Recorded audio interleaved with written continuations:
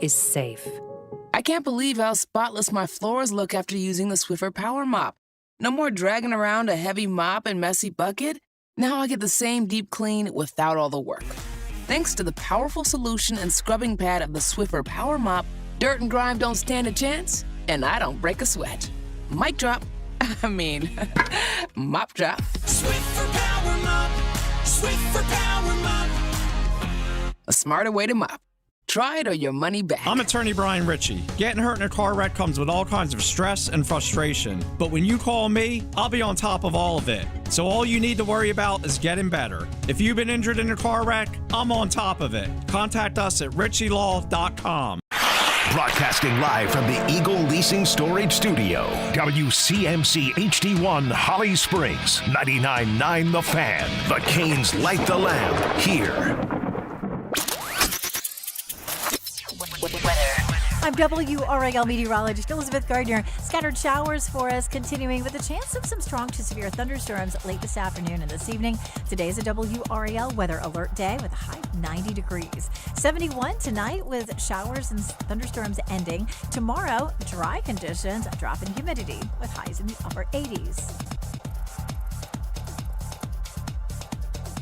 3 o'clock check of your money. Dow Jones up 602 points to 52,812. This hour of the drive is brought to you by Law Tigers. Injured in a motorcycle accident? Call 1-800-LAW-TIGERS before you call your insurance company. Case evaluations are always free, and you don't pay a dime until your case settles. Law Tigers, North Carolina's motorcycle lawyers. Deep left corner of the end zone!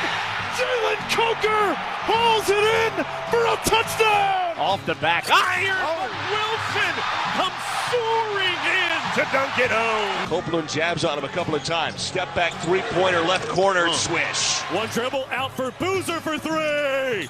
Big time! And the Carolina Hurricanes are the best team in the NHL.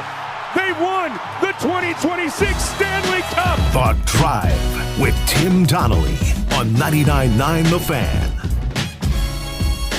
The Drive with Tim Donnelly on 99.9 The Fan. We're going up on a Tuesday. I'm Tim Donnelly, Dennis Cox producing the show. As of today, every single team in the NFL has reported for training camp. Every single one. It makes me excited. You know what else makes me excited?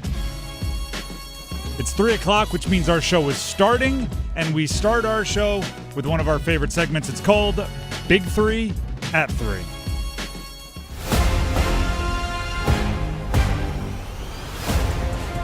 Number 1.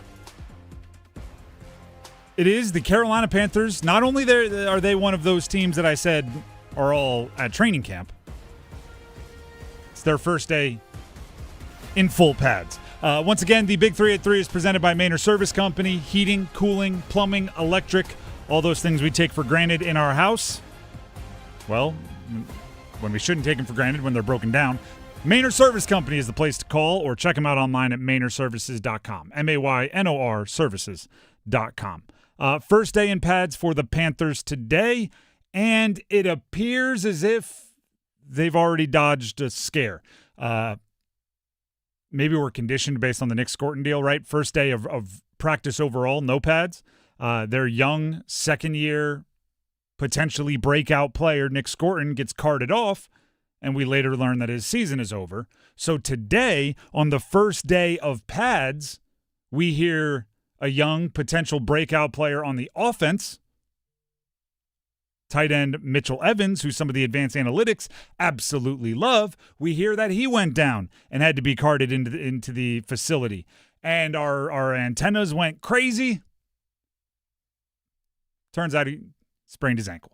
And he has already confirmed on social media, it's football, it happens, relax, we'll be okay. Which is fantastic news based on how worried I got seeing that news about Mitchell Evans. So he'll be out. Who knows how long? It's temporary. He'll have a chance to be back likely before week 1. Other than that, first day of pads at training camp is an and I don't even know if this changes. This is the same kind of Pop Warner all the way up through NFL. The first day in pads is much more of a mental challenge than it is a physical challenge, despite what your common sense might tell you, right? Oh, we're hitting now. Oh, it's going to be more, I'm going to be so sore, and you are. But it's the mental side of things that's tough. You got to be locked in. You have to be aware of what every level of physicality is. Your technique has to be more. Your head might be pounding a little bit. It is a mental thing. And Dave Canales didn't think it was up to their standards. Hey Dennis, if you're paying attention, can you grab the first padded practice was not up to standards clip from Dave Canales as we program the show live on air. Again, Dave Canales spoke after today's first padded practice and not up to standards according to him. Just the physical nature that we play with. The way that we're used to practicing, it just didn't start that way. That was really the first period. We had 3 team periods, and right in the middle of that period, I kind of went over to the defense and said, "Hey, you guys drive this thing. Like, we got to show up, and everybody's got to get to the ball." And so they took to the challenge and they responded well. But I want them to drive it, and they know what to expect. They know what to expect from each other, and so I want them to make sure that they take ownership of that part. And we'll remind them as coaches, but we got to have it. That's the way this game is played. I don't know, and this would be a impossible to prove. I don't know if there's ever been a head coach pleased with the physicality on day one of pads. Nobody's in a rhythm for it. You want to avoid injuries, which, for the most part it appears they did. Again, the Mitchell Evans tweak notwithstanding. And you want to see just good hard effort. Beyond that, I don't know if you take much away from the day one in pads. There you go. That's what you want. You just want to hear it. Pads popping, not pops padding. Pads popping is what you want to hear. Strap up. I feel great about playing football right now. Buckle the chin strap, fellas. Do you know what else is I don't like? It's good over like just objectively, it's good. But it kind of, my nostalgia hurts a little bit. First day of pads used to mean like Oklahoma drills, bull in the ring, the gauntlet. All those drills are banned now. You can't do any of them. But growing up, that's first day in pads. Coaches, especially if you had a lot of people on the team, they were trying to tree shaking eliminations, right? They wanted to get the scared out of there. You used to just do a whole bunch of ridiculous hitting drills. Can't do that anymore because none of them, turns out, were safe. But back in the day, day one was aggressive. That is number one. Day one in pads is number one. Let's get to number two. Number two.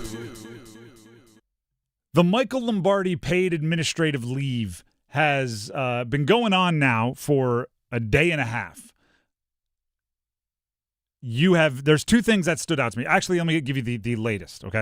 Let me make sure everybody's caught up in case you don't read every blog all day. Some of you might have other things to do. Sports Business Journal kind of put a bunch of reports together. Russo and Marks, writers for The Athletic, have connected the 2 pieces of news yesterday, both now come back to GM Michael Lombardi.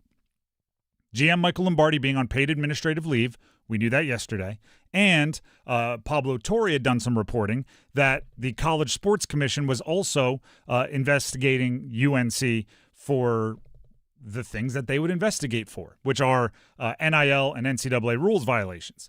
As of yesterday, those 2 pieces of news were often presented next to each other, but there really was no reason to connect them.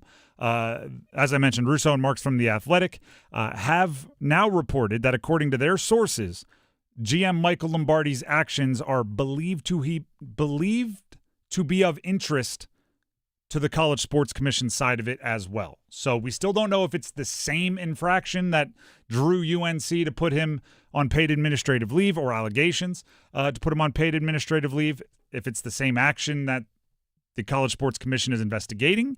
But based on those 3 pieces of reporting, right, 1 a release from the school, 1 Pablo Torre, 1 coming from The Athletic, they both do involve Michael Lombardi at least. So it's not something unrelated to Michael Lombardi, the College Sports Commission. Here's the second observation of the last 24 hours of everyone reacting to this news. There is a surprising amount of enjoyment out of it. that the Carolina Tar Heels are struggling, or they're in a weird spot, or this particular person is not having a good day. And there is a surprising amount of enjoyment from both inside and kind of outside of what I would consider like Tar Heel fandom. There are a good amount of Tar Heel fans that think maybe an addition by subtraction if Michael Lombardi is taken out of the equation for how to run that program. And then obviously all of the haters of the Tar Heels are just enjoying the drama continuing. But the last day has been a real, like, the floodgates are open for criticizing what has happened at Carolina the last year and a half. Very much so. Dan Wenzel of ESPN.com, the headline said, the big debate around Carolina football is about what has proved more embarrassing, the on-field losses or the off-field soap opera. That's pretty aggressive. Sounds like a push right now. Yeah. So it's coming down the wire, and they're both breaking a record. It's like that. You see the mile race the other day where the dude broke the mile record? Oh, he did? Yeah, smoked it. And like 9 people in the race had their personal best times. It was like everybody was running fast. That's the type of fight between the off-field stuff and the on-field stuff is embarrassing for Carolina. The Athletics' Bruce Feldman said Lombardi, quote, without question, the worst general manager in college sports, close quote. There's just an open season right now on Carolina. People are enjoying it. That's number 2. Let's get to number 3. Number 3. Remember when the Big 12 signed that conference licensing deal, which included logos on jerseys, logos on field, and naming rights for the Big 12? And I said, I like that they're thinking innovative. I like that they're breaking new ground, but this is going to look bad once you see what other schools and other conferences are able to get monetarily. Well, the chickens have come home to roost. For those of you that don't remember the Big 12 deal, for $20 million a year, Monster Energy gets naming rights to the Big 12. It is now the Monster Energy Big 12. They get a dual logo with the Big 12 and Monster on every basketball, men's and women's, and football jersey of a Big 12 team. And they get that same logo on the field and on the court of every basketball and football facility for the Big 12. $20 million a year. Ohio State, it was reported today, has sold just a logo on their athletics jerseys, all 36 sports, and they will get $17 million per year from JP Morgan Chase to do so. $17 million just for Ohio State jerseys, or $20 million for every team in the Big 12 naming rights to the organization and a logo on every field and court. And then later today, Pete Sampson, a Notre Dame beat reporter, Notre Dame jumps into the jersey patch game with SoFi following the trend. Notre Dame Athletics has signed a jersey patch sponsorship deal with SoFi worth $18 to $20 million annually. That number was also corroborated by Pete Nakos of On3 Sports. So $18 to $20 million. Big 12 may have sold a jersey logo on every single one of their teams. Kansas basketball, Baylor football, Texas Tech football, all Arizona basketball, the whole thing for $20 million. And Notre Dame sold just their athletics for perhaps $20 million. Just jersey, no naming rights, no logos on field. And there's Ohio State. Ohio State is $17 million. Yeah, per year. Now they're on all 36 of their athletic programs uniforms, but still $17 million a year. That's a lot. Do you want a reference? Yes. UT Martin, University of Tennessee Martin. It's a good FCS program. They have a wide variety of sports. Their entire athletics budget, according to Matt Brown of Extra Points, is $17 million. For every sport, every expenditure, their budget is $17 million. Notre Dame and Ohio State are getting at least that for a 2-inch by 2-inch piece of real estate on their jerseys. The haves and the have-nots in college sports. That is number 3 of the big 3 at 3, again presented by Mainer Service Company. Check them out if anything goes wrong in your home. I was trying to point to it on the YouTube. If you're watching on YouTube, I was trying to point to the logo, and it's a real like you move left to move right thing, and I looked like I had no idea what was going on. I would not be a good weatherman turning around and pointing at the green screen. I'd be pointing at the wrong thing the whole time. Like swatting a fly in there. Yeah, that's what it looked like. So I had to explain myself for those of you watching on YouTube. We will take a break. When we come back, Panthers' first day in pads. What can we learn? What can we take away? Who had a good day? Stick around. Yeah. Can you pass me a Baja? A what? Mountain Dew Baja Blast. Try it. It's tropical at first, then the lime flavor hits. Oh, okay. That's crisp. Tastes like vacation. Right? Mm-hmm. And it's mine now. Have a Baja Blast. Right now at Circle K, buy a 20-ounce Mountain Dew and get another for just $1. Do the Dew at Circle K today. At Wake Orthopedics Urgent Care, we spend days, nights, and weekends in 3 convenient locations providing specialized care for kids and adults. Sprains and strains, shoulders and knees, fractures, hammies, and more. All that and all without an appointment. Walk in or limp in, either way you'll get the care you need whenever you need it. Visit us today at wakemed.org. If you have a 2, 3, or 4% mortgage rate, don't refinance it. You don't have to, but you can still get cash out of your home. Introducing Loan Pronto's zero-cost equity loan. Hey, it's Dennis Cox. That's right. With Loan Pronto, you can get all the cash you need without touching your first mortgage and without any fees. One local homeowner just got $100,000, paid off all their credit cards, paid off their existing HELOC, remodeled their kitchen, and saved over $1,500 per month. It gets better. There's no hard credit pull up front, usually no appraisal, no long drawn-out process, and listen, no closing costs. You may be able to even skip your next 2 house payments.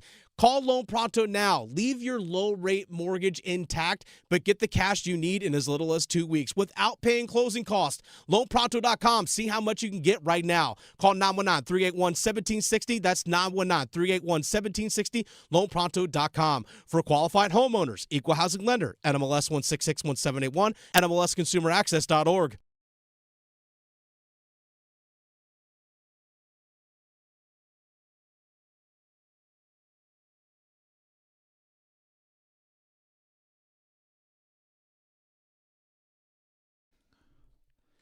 The Drive with Tim Donnelly, 99.9 The Fan. First day of pads for the Carolina Panthers was earlier today. Today is also the first day every single NFL team has now reported for training camp. Which means today is the first day we need to be on complete guard. We need our antennas all the way up, our guardrails all the way up for blowing smoke, for best shape of your life season, right? Every team is going to spin absolutely everything in absolutely every way. Things like Jeremiah Love of the Cardinals not being ready, right? Oh, he's a rookie. Oh, he's not out there with the first team. Yeah, he will be. Don't believe what they say. He will be. And there's a million examples of that. I saw, and we'll use a semi-local example. Drake May, right? North Carolina guy, UNC guy. He was second in MVP voting last year. In 7-on-7 and 11-on-11 situations, he is 1 for 7 when targeting A.J. Brown. That's one of those put your antennas up. It means absolutely nothing. It means absolutely nothing, but it's going to be discussed often until they have a day where they catch 100 touchdowns. And you know what? They could choose to have a day where they catch 100 touchdowns in training camp. They could. You're not worried about it. So looking at the Carolina Panthers, what's real, what's fake, I keep coming back to the very same thing as real. And it is anything that Jonathan Brooks is able to do and continue to look as if he has not had 2 knee surgeries in the last 2 years. And the first day in pads is a real day because there's 2 things you have to do to come back from a major injury, and maybe multiplying by like 3 or 4 each because of the back-to-back injuries that he suffered. First is you have to get physically ready to sustain the pounding and the physicality and the brutality that comes with an NFL season. Your knee has to be able, or your ankle or your shoulder, whatever was hurt, has to be able to withstand the violence. That's hard. That takes months and months, sometimes over a year of rehab. And the trainers often can tell you, all right, you're good, you're ready, you're full go, you're cleared. The second part is you have to clear it mentally. You have to be able to cut without thinking, okay. You have to be able to explode into a hit. You have to be able to receive a hit without thinking, there goes my knee again. By all accounts, Jonathan Brooks has looked like an uninjured player, like someone who's not thinking about his knee, which is an incredible development because I don't believe they did enough to help their running back room this offseason, so they kind of have maybe not all their eggs, but a lot of their eggs in the Jonathan Brooks basket. Jonathan Brooks spoke to the media after today, which I think was a perfect time to roll out the young running back because of everything I just said. All eyes are on him when it comes to injury and can he, will he, won't he? So Jonathan Brooks was asked if having the first padded practice, that was a benchmark for him in his return to football. This is what he said. I think that was a part of the process, yes. I think in the back of my mind, obviously as a football player, you have to get back out there and be able to learn how to take hits, learn how to get your contact balance right back. And, obviously the first day of pads, it was good. I think as a team we could have had a better day, but it was good. To be able to be out there, have fun with our teammates, it was a blessing. It absolutely was a milestone. Absolutely was a milestone. And I'm happy that he achieved it. I'm sure at points in time he didn't feel like he would ever get to a day like today. I'm happy he achieved it. Like, he's probably the most excited person to get tackled. Because standing up after getting tackled is awesome. You want to have a real, what do they call them? Like shower thoughts? Like when you have weird, deep thoughts that don't always make sense because and then you realize, I've been in the shower for 19 minutes. I need to get out of here. My hands are turning pruny. How about this one? Somebody once asked me, it was a caller on a show. How many more times do you think a professional football player gets up off the ground than a non-professional football player? Like just one of us, a regular person. And I genuinely was stumped because I'm like, I don't have to stand up off the ground almost ever, right? I don't trip, I don't fall, and I sit in chairs, right? I almost never am on the ground. Football players are all the time, but it's just one of those things. Getting hit, standing back up, you feel defiant, especially after an injury. You feel like you're back, you're playing football again. So as far as reactions to a first padded practice day, the first thing I'm looking for is people that have suffered injuries. Do they look okay, or do they look like they're protecting their past injury? That's by far the thing I think you can take most away from it. Then you get into new guys, you get into fits into a system, you get into how far along are they in knowledge of the system. Are the new guys out there with the first team? So how about we talk about two new guys, Jaelen Phillips and Monroe Freeling, two different paths to the Carolina Panthers. Jaelen Phillips, biggest money free agent in the entire NFL this offseason. Monroe Freeling, first-round draft pick rookie. Jaelen Phillips, edge rusher. Monroe Freeling, now right tackle. I think the future is at left tackle, but for now, right tackle due to the non-football illness, the blood clots for Taylor Moton.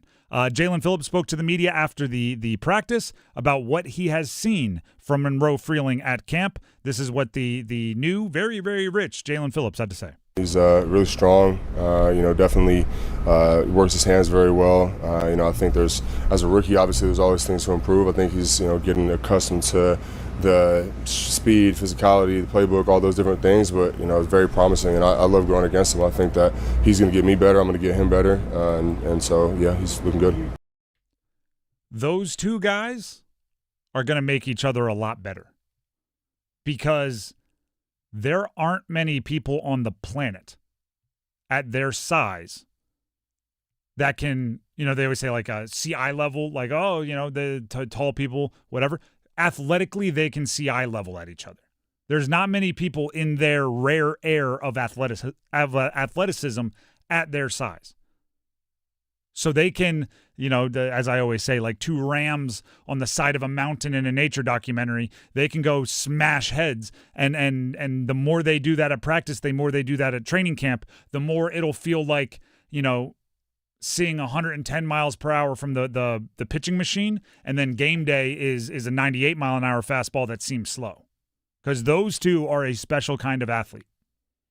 The other thing I like about that is they're both new to the system. They're both new to the team. So their knowledge of what to do on each and every play is probably still being developed.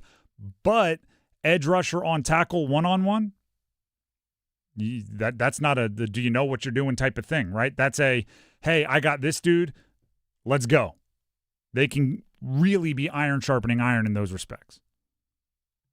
And no, I do not believe who won their reps. I do not care who won their reps this early in training camp. Other nuts and bolts for you from today, just the things that we can say with certainty looking at the Panthers' first day in practice. J.C. Horn was cleared to practice, activated from the non-football injury list for the cut that required stitches, not surgery, stitches on his toe. So he was out there in pads. Mike Jackson, his corner duo member, was also out there in pads after dealing with some back soreness. Chris Brazel still out with knee soreness. Don't love that. Damian Lewis not in pads, also dealing with some minor injuries. Nothing to be super worried about. Rob Hunt still sidelined. Nothing to be super worried about, but definitely things that I'm going to be monitoring, how much those guys play and what rest days they are given. First day in pads in the books for the Panthers means we're one step closer to game day. What is it, a week and 2 days now? A week and 2 days to the Hall of Fame preseason game. Love it. Before we move on, Tim Donnelly here for Bailey's Fine Jewelry. Milestones. First day of practice. Maybe your wedding. Maybe a graduation. Maybe a promotion. Maybe the day that your kids are out of the nest. Empty netters. I don't know. Whatever you want to celebrate, a great way to mark that occasion is with a luxury timepiece. You could get it engraved. Or you could get a year watch, meaning if your child was born in 1997, you go get a watch that was made in 1997, and then one day you give it to them on a family heirloom thing. You can have that really cool experience, and Bailey's Fine Jewelry wants to be a part of it. Similarly, the Bailey name has been around for a long time. They've passed some things down, things like great customer service, things like the knowledge of the jewelry and watches that they sell. It is a family atmosphere at Bailey's Fine Jewelry, so bring them into your family traditions. Go get yourself a bananas pre-owned or vintage Rolex or Omega and know that it's going to be a part of your family forever and ever. How cool is that? Bailey's Fine Jewelry and the Fox & Bailey Watch Shop, which is located inside Bailey's Fine Jewelry in their Village District location in Raleigh. They want to hear from you. They want to talk to you. You don't have to go in there and buy, right? It's a no obligation. You stop in, you learn. Maybe you do. Maybe you just figure out what your grail watch is, and then you start selling. They just want to be a part of the process. Again, Bailey's Fine Jewelry, Village District location in Raleigh. Let them know you heard about it from me, Tim, right here on 99.9 The Fan. We'll take a break. When we come back, it's Dean's List time here on The Drive. Don't go anywhere. This summer, there are 250 reasons to join T-Mobile. Girls trip? Booked. And switching to T-Mobile helped make it happen. With experience beyond, switch and get $100 back. Plus, $650 in value in built-in plan benefits. That's $750 in your first year, guaranteed. And honestly, that $100 back, I'm putting it towards the zip line. Now that's how you do summer. Exactly. Best switch I ever made. This is just one reason to join T-Mobile this summer. There are 250 reasons. Find yours. Savings based on the value of benefits included with Experience Beyond, like entertainment and 1 year of AAA Classic and Dash Pass on us. Benefits may require activation. See plan for details. Get $100 via virtual prepaid MasterCard with eligible ported, no cash access, and expires in 6 months. Issued by Sunrise Banks and a member FDIC. Allow 8 weeks. Download to see if you qualify. Not all customers will qualify. Transfer fees may apply. No Albert subscription required. Albert is not a bank. Albert Instant Loans are issued by FinWise Bank, member FDIC. Not an actual client. Terms apply. Kylie, what's wrong? I just got hit with a car repair bill bill, I'm behind on rent, and I feel like I can never save any money. Have you tried the Albert app? Albert is your financial assistant, helping you find ways to save and create custom budgets to actually grow your money. Plus, you can get up to $10,000 for big expenses, or advance up to $1,000 fast when you need cash right away. Albert can get me up to $10,000? Exactly. Albert spots you in a pinch and helps you grow your money in the long run. I'm downloading Albert right now. Download the Albert app and use promo code CLEAR to borrow up to $10,000 for whatever you need. The Albert app helps you budget better and save more money so you reach your financial goals faster. Download the Albert app right now and use promo code CLEAR to borrow up to $10,000. Use code CLEAR to borrow up to $10,000. For 2 unforgettable nights, the legendary music of Pink Floyd comes to life like never before. The North Carolina Symphony joins forces with The Machine, America's #1 Pink Floyd tribute band, for an epic celebration of one of rock's greatest catalogs. Tickets on sale this Thursday, October 2nd and 3rd at 8 at the Martin Marietta Center at Menandy Concert Hall in Raleigh. Tickets online at ncsymphony.org.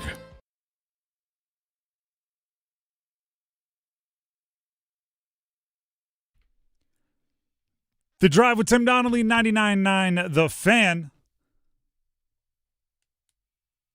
Don't forget to please subscribe to our YouTube channel. I was talking earlier, like, oh, if you're on YouTube, I'm waving at you. Or I was trying to point to the logo.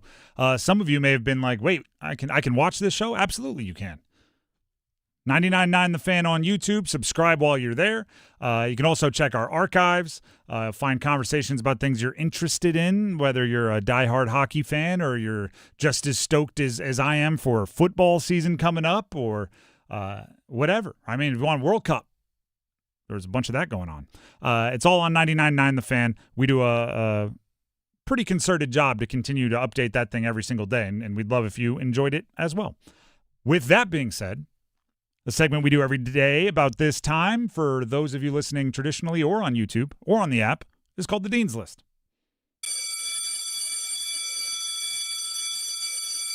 First of all, and they might be on the Dean's List all week, who knows? You can be on the Dean's List. All you have to do is text the keyword BALL, B-A-L-L, to 919-860-5326 to enter for your chance to win a pair of tickets to High School OTs. That's our colleagues here at CBC. High School OTs Jamboree at Wake Med Soccer Park on August 8th. Now, you may be a little confused on what all that means. It's preseason football, essentially, right? You get some high school football teams together. They do some scrimmaging. They do some real game situations to get ready for their season. But they're not just any old football teams. You can go to highschoolot.com to see the exact schedule for the games. But there's going to be some of the top recruits in the country, top 50 guys in the country.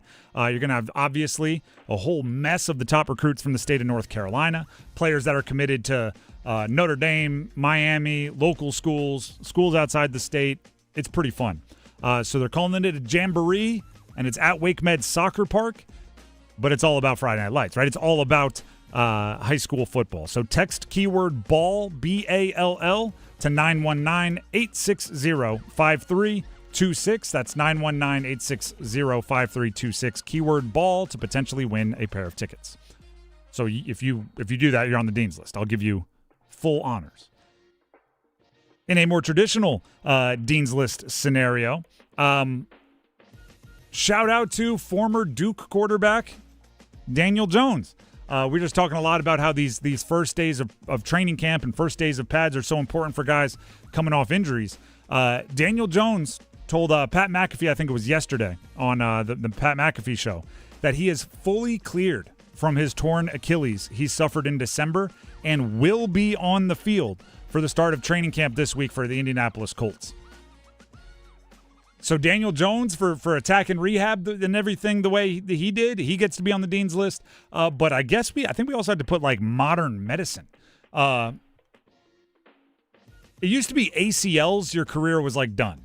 Then we got really good at ACLs, and everybody started fearing Achilles. Achilles was the one, it's the most brutal rehab, it's the hardest to come back from, you lose athleticism. December to July? And he's cleared? That's incredible. That is absolutely incredible. So the doctors that worked, I'm sure there were some Duke doctors that checked in on it, right? He's a big Duke alum, maybe. But credit to him, credit to everybody involved in that rehab. That's quick. More Dean's List. Cam Young and Ben Griffin. For the golf nerds out there like I am, like I know Adam Gold is, like I know Max Gorin is, like I know some of you are, it's time to start looking for President's Cup teams, right? I think it's in September they're going to play the President's Cup. It's one of the few times golfers get to put Team USA on their gear. As of right now, Cameron Young, who played at Wake Forest, and Ben Griffin, who played at Carolina in his college days, are in the top six, for Team USA President's Cup points. And the top 6 gets auto. So if at the end of August, if they're still in the top 6, they are automatically on a President's Cup team, which would be really, really cool. Traditionally, it's top 6 auto make it, and then there's 6 captains picks. So anybody in the next handful can be picked by the captain. Ryan Gerard, another North Carolina golfer, is in the top 15. Akshay Bhatia, who is a resident of our area, didn't go to college, but he lives around here. He's in the top 12. So those guys would definitely be in the mix for captain's picks, which is exciting, right? You got the last month, usually you really hone in on who you're going to pick, who should they pick. That's when the golf nerd questions become a little bit more fun. So we're there, and there's a good amount of local college products that are mixing it up. We're doing some training in our producer's booth, but I want to give the opportunity. Do Dave Modlin, who's learning the board, or Dennis Cox, who's helping him out. Do either of you have some Dean's Listers you'd like to throw in here? I'm going to throw Ohio State and Notre Dame getting paid. Actually, I'll build off of that. You know who else I'm throwing on the Dean's List? BYU continuing education. We're learning more and more about these little jersey sponsorships in college sports. SoFi is going to be on Notre Dame's, and it's going to cost them $18 to $20 million a year. JP Morgan Chase is going to be on Ohio State's jerseys. This is all of their sports. It's going to cost them about $17 million a year. I don't know how much, but BYU Olympic sports only. So this is not basketball or football. BYU Olympic sports, they sold the jersey patch as well to BYU. It's BYU continuing education. So if you go watch a baseball game of BYU, a wrestling match, a volleyball match, they're going to have BYU uniforms, and BYU continuing education will have paid to have a patch on those BYU uniforms. I'm putting them on the Dean's List because it's creative. Most schools have an issue with taking like tuition money or the money from the academic side or the money from the law department or the money from the medical school and just giving it to athletics. A lot of schools like to draw that hard line. Loophole. You can take the money from the education side, advertise with the athletic side, so you're not just giving it, you're spending it, and now the athletic program can use all that money to fund their programs. Loophole. Got to search for the loopholes. It's a write-off. And it's a write-off. And perhaps, I don't know if it works this way, but because the Big 12 sold all that advertising to Monster Energy, which is caffeine, like pure, BYU, they're all Mormon. They don't drink caffeine. So maybe putting just like extra BYU on you is like, all right, now we're even, right? Like we put extra BYU into the process. Let's call it square and move on. The jersey advertisements. Maybe I shouldn't say this. Maybe people in college will get mad at me. I'm gonna put everybody that sold a jersey advertisement on the Dean's List. I like advertising, right? Hey, advertisers pay money to be on our airwaves. I think advertising and marketing is necessary. My dad made his entire career in marketing. The issue I have is I watch the NBA. Like I watched the NBA. I couldn't tell you who any of the sponsors on the jerseys were, and I watch. I think we've made businesses think it's this way to be like in front of everybody's eyeballs, and I could, as somebody that works in an industry where we know a lot about advertising, I think I could take the $17 million JP Morgan Chase is giving to Ohio State per year and get you a lot more eyeballs than being on those jerseys. But hey, what do I know? Ohio State got you to spend it. Everybody's worth what you can get somebody to spend. More Dean's List. How about, actually, I'm going to ask, this is more of a request. So the new eligibility in college sports, you get 5 years to play 5, right? There's no red shirts. There's no waivers. It's, from the year after you graduate high school or the year after you turn 19, you get 5 years to play 5 years of college sports. That's what they're trying to do and trying to enforce now. They've put out the official what we're going to call it, okay? Freshmen are still freshmen, sophomores, juniors, seniors, we're still going to call that. But what do we call fifth-year players? They're calling them fifths. We can be better than that. We need to come up with a freshman, sophomore, junior, senior, fifth. Whoever can come up with a better name than that for the 5th years. Super seniors kind of played out. I don't like that. Red shirt doesn't have to because they don't have to red shirt. We need just another word for it, and we can do better. So whoever comes up with a better one and gets it to catch on, you get to go ahead and be the winner, the Dean's Lister. That was the College Sports Commission, by the way, putting that out, saying, call them fifths. Trash. All right, that's it for the Dean's List. Let's go ahead and dismiss.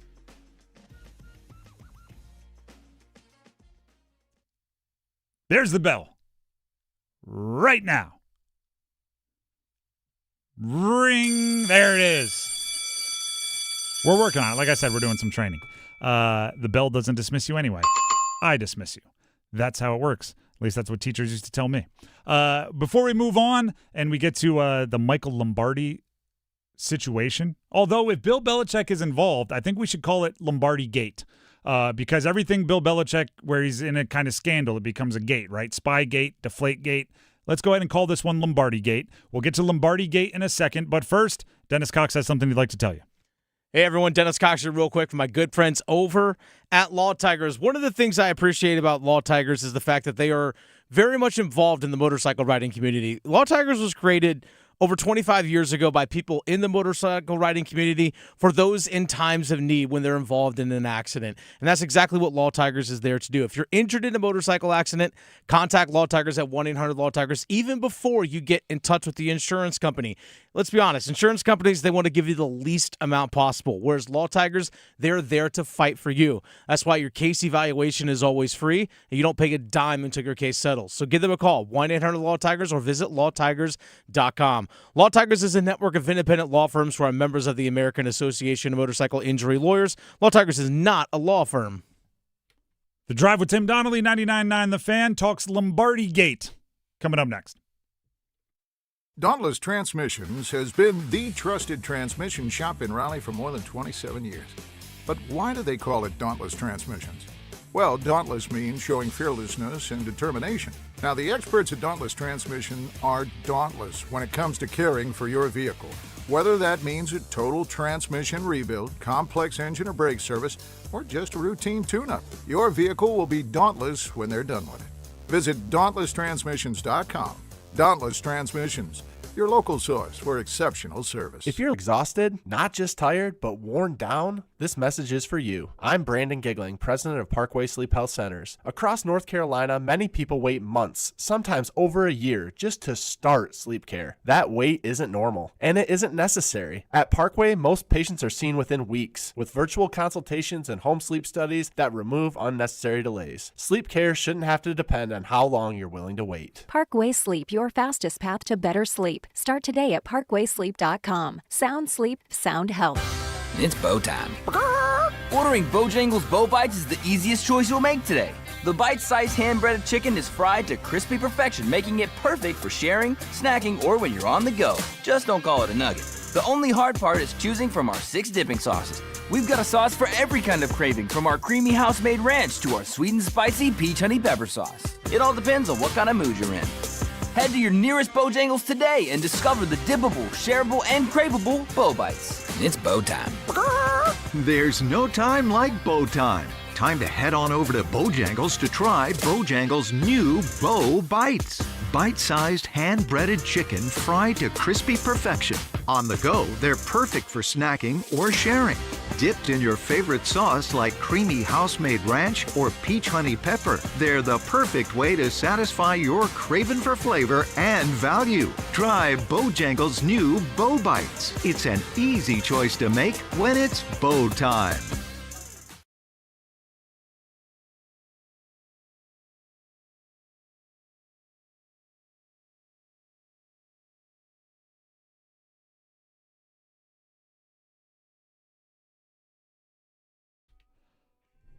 The Drive with Tim Donnelly, 99.9 The Fan.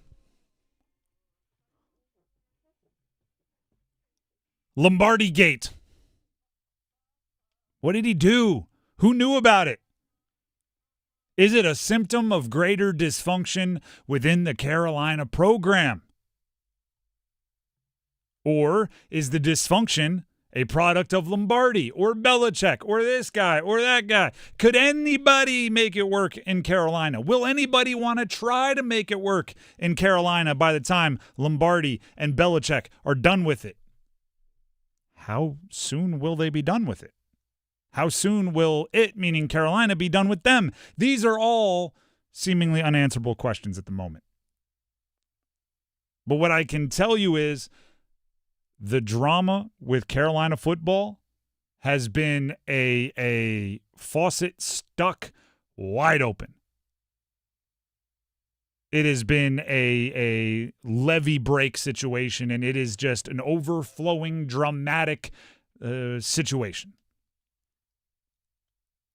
Now, the latest today is coming from reporting done by reporters for The Athletic that the College Sports Commission investigation that was reported on yesterday by Pablo Torre does include GM Michael Lombardi as a person of interest in that investigation. So while we don't know if it's connected to the reasoning behind him being put on paid administrative leave yesterday, we are connecting some dots. And I'm sure many are connecting even more dots inside your own brains. I just want to make sure we are not putting any kind of assumptions out there as fact. But here's some questions I can ask. Losing your GM at this point in this season, do you think it matters that much? I actually don't think it does for this season. The way I've always looked at it is, and this is kind of a pro way of thinking about it, but colleges are becoming more and more pro-structured. The GM works for years to put together the roster that he gives to the coach. And once the coach has the roster on the day past the last day you can kind of sign players, or the first day of training camp, whatever it is, once that transition is made, the coach now takes the reins for that season, and the GM is working on the future seasons. So Lombardi's impact on this year's UNC team had already been completed, right? The scouting that he would have oversaw, the negotiations that he would have oversaw, the acquiring of players, the nudging of players out of your program, the talking with agents, the depth, the evaluations, it's all already done for this year. So it really shouldn't change your expectations for this season.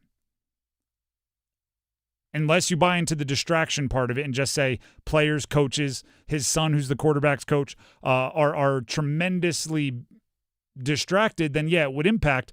But part of being an athlete at a high level is compartmentalizing and not letting those things impact your play.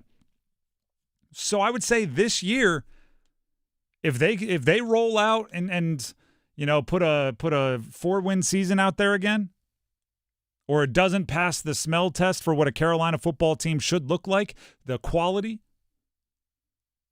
you can't scapegoat the fact that, you know, this happened with Michael Lombardi at this point, because it's the impact shouldn't be felt till next year.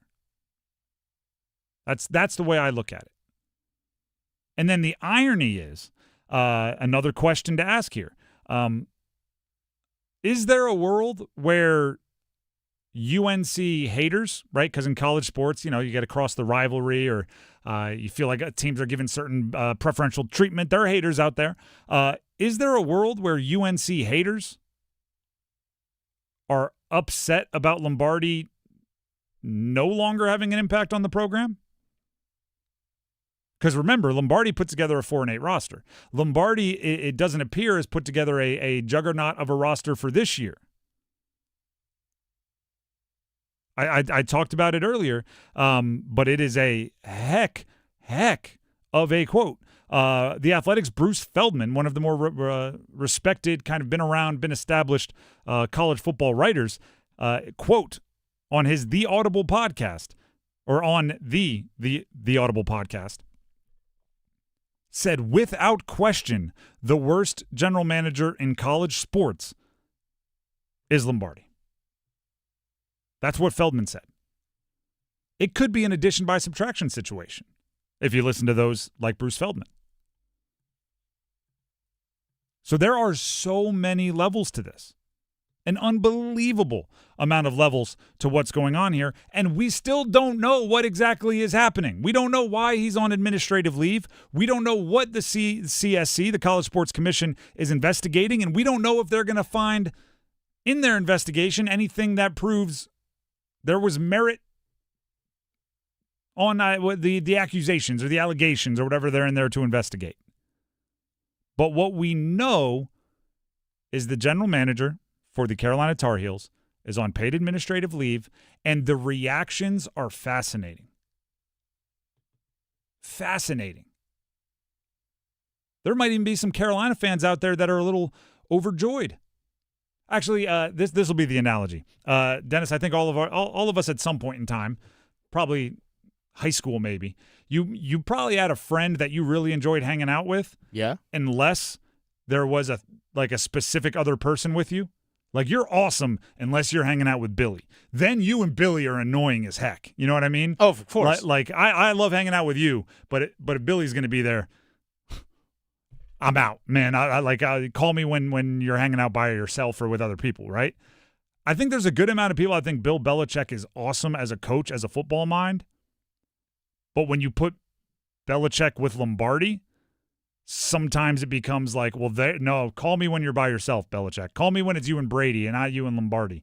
Like call me when it's a different guy to hang out with. I think there might be some Carolina fans out there that are a little excited to see, well, if Lombardi doesn't come back, maybe Belichick on his own can get this thing rolling in the right direction. He'll take on more of a front office role, or he'll take on more of the final say role. He won't have to deal with whatever Lombardi's doing. At this point, after a 4-8 season, worth a try. And not only that, if you get out from under that contract with cause, then you give Bill Belichick an extra $1.5 million to go spend on perhaps a roster or a scouting staff or whatever. I don't know. It's something to think about. It is something to think about. We have Pete Thamel, speaking of those guys that are phenomenally respected in the college sports reporting world. Pete Thamel of ESPN was on the College Game Day podcast, and he talked about how big of a blow it is for Belichick to deal with this. For the credibility of Bill Belichick's tenure in college heading into year two, there's no other way to say it. This is a blow. I mean, this is a significant blow. This is his hand-picked, highly paid right-hand guy. The thesis for Bill Belichick potentially succeeding in college, Reese, was a simple one. He knew how to build a modern roster because he did it in the NFL for so long. He knew how to pick players. He knew how to identify them. He knew how to scout them. 4-8 with no players drafted certainly pushed back on that theory. Now, they went out and got 40 freshmen. They're rebuilding like the old-fashioned way. And, we will know UNC is one of those teams that's almost impossible to get a beat on because there's just so much turnover in 2026 compared to 2025. But I don't think anyone is wildly optimistic about it. And this is there's no way to understate it. It's a terrible look that Bill Belichick's right-hand guy is in the crosshairs of this investigation, and his future is uncertain. There is, like, all of that has validity. Listen, sometimes friendship blinds you. Sometimes, hey, that's my guy. Yeah, I'm going to give him this job. Oh, we're going to be great. We're going to do this. We've done this in the past. It's going to be fantastic. Sometimes you need a forced separation to recognize the best people to hang out with, the best people that you enjoy aren't always the best people to work with. Again, going back to high school, sometimes teachers wouldn't let you partner up on a group project with your best friend because they knew you didn't bring the best out in each other academically, even though chilling on a Saturday, you guys might have a great time. I'd be interested to see, again, without knowing what happened behind those doors and without knowing what the potential HR complaint was or why he's on paid administrative leave, I would be interested in seeing what a season of Bill Belichick removed from a lot of the people that he brought with him to Carolina the first time. I know you're not going to get him to move on from like the family members on the roster or on the coaching staff, but with Petrino or somebody else running the offense, with somebody else running the front office and Belichick in there, it would be interesting to me. I still have a hard time believing Bill Belichick forgot how to put together a really good football team. And I know it's a different level, and I know the challenges are different. He is still a football savant. So if things are going completely haywire, I would shift up the things around him before I kick him to the curb. Just you're already this far in, right? You're already knee deep. You might as well see it through. Weird situation, though. I will give everybody that. There's a lot of stuff that we're dealing with for the very first time. And they're putting it on our front step. The Drive with Tim Donnelly, 99.9 The Fan. And speaking of the unusualness of it, or perhaps maybe the predictability of it, Pete Thamel on that very same podcast talked about how, things like this, they might not always end well. Generally speaking, when you have a $1.5 million employee in the crosshairs of something like this is not germane to Michael Lombardi. Generally speaking, in college athletics, when you have someone that high profile that gets involved in an HR complaint, it doesn't end clean, right? It doesn't end well. Now, certainly, we're going to let this investigation play out. We're going to see what the people find at UNC. But it certainly hit the football landscape like a thunderclap today. This news that Michael Lombardi, the highest paid GM in college football, we're led to believe, at least public record, at $1.5 million per year, is on leave on the cusp of Bill Belichick's second training camp. Yeah, I mean, it doesn't. I'm trying to think of examples where somebody was put through all of this, and then the eventual report was, no, we were completely wrong. He did absolutely nothing. He's good to go, and none are jumping to the front of my brain right now. I'm sure there are some, but it does seem like a decision like this is not made lightly. The Drive with Tim Donnelly, 99.9 The Fan. It is just a couple minutes shy of 4 o'clock, which means we are just a couple minutes shy of football at 4. Stick around.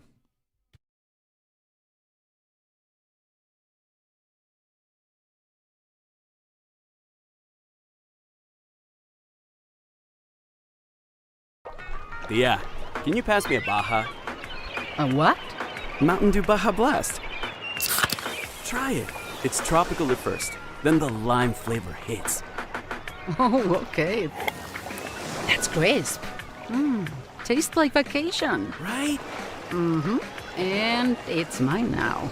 Have a Baja Blast. Right now at Circle K, buy a 20-ounce Mountain Dew and get another for just $1. Do the Dew at Circle K today. I'm Sam, owner of Marino's Landscape. With my Chase Ink Business Premier Card, I earn unlimited 2.5% cash back on purchases of $5,000 or more. So everything I buy to run my landscaping business gives me cash back to help throw a big thank you party for my team. For all they do. Chase Inc. Cashback built for every business. Find the right card at chase.com/inc. Real business owner compensated for their participation. Cards issued by JPMorgan Chase Bank and a member FDIC, subject to credit approval. Terms apply. Hi, friends. This is Mark Ponce from Chapel Hill Tire. There's nothing quite like a North Carolina summer, unless, of course, your air conditioning decides to stop working.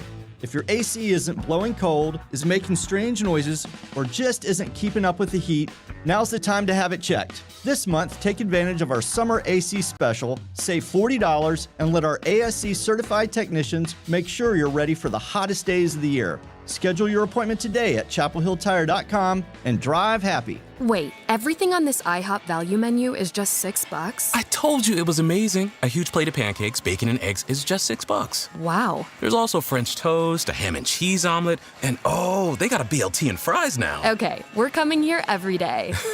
You don't have to tell me twice. Feast for just $6 with the IHOP value menu. $7 in some locations, available every day for a limited time at participating restaurants in the U.S. Hours may vary. No substitutions. Not valid with other discounts or promotions. Prices may vary. I'm attorney Brian Ritchie. Big truck accidents can cause life-changing injuries, and life-changing injuries deserve life-changing money. I know big truck wrecks, and I know how to fight those big insurance companies. If you've been hurt by a big truck, contact us at ritchielaw.com. I'm on top of it. Broadcasting live from the Eagle Leasing Storage Studio. WCMC HD1 Holly Springs. 99.9 The Fan. The Canes light the lamp here. I'm WRAL meteorologist Elizabeth Gardner. Scattered showers for us, continuing with a chance of some strong to severe thunderstorms late this afternoon and this evening. Today is a WRAL weather alert day with a high of 90 degrees. 71 tonight with showers and thunderstorms ending. Tomorrow, dry conditions, a drop in humidity with highs in the upper 80s.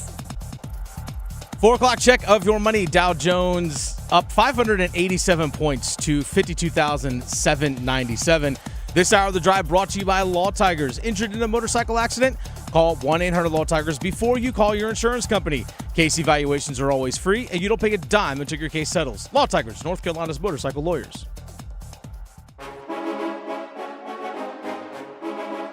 Let's move the chains. Time for football at 4.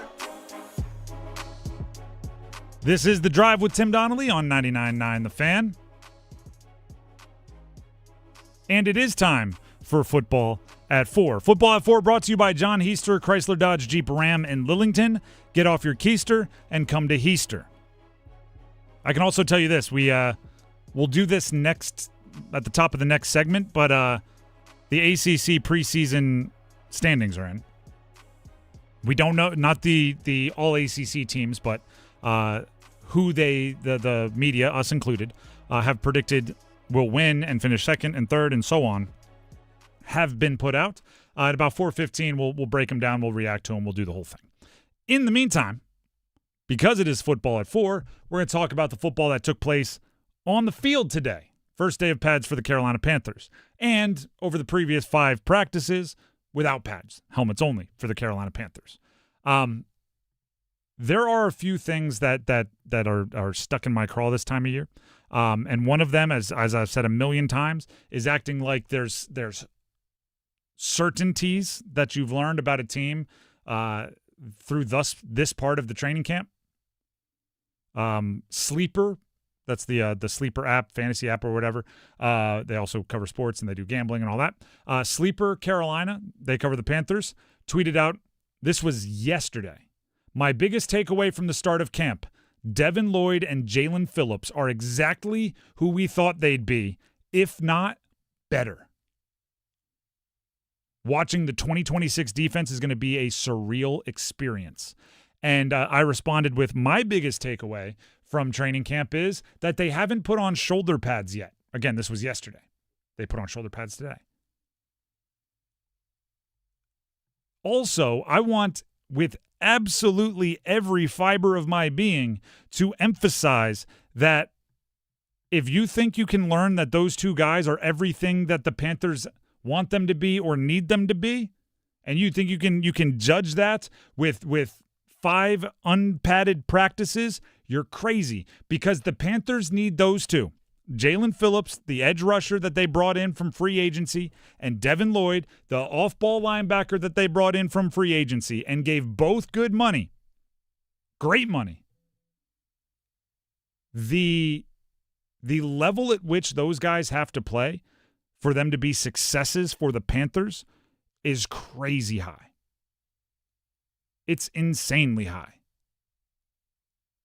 There is no, well, at least they were a solid starter safety net. That happens when you get somebody for nothing. Rasheed Walker, the left tackle for the Panthers, if he is just a solid starter, that is great because he's making between $4 and $10 million this year. And for a left tackle, that is scratch. That is nothing. That is a player where it's like, hey, if you get 15 solid starts from Rasheed Walker, good on you. Or a rookie. If Monroe Freeling this year as a rookie on a rookie contract has a solid but unspectacular year at right tackle, that's fantastic. Because you can build off of that, and he's still cheap relatively to those at his position. But Jaelen Phillips and Devin Lloyd were not brought in on bargain basement deals. They were not brought in on rookie contracts. They're brought in on near the top of their position pay.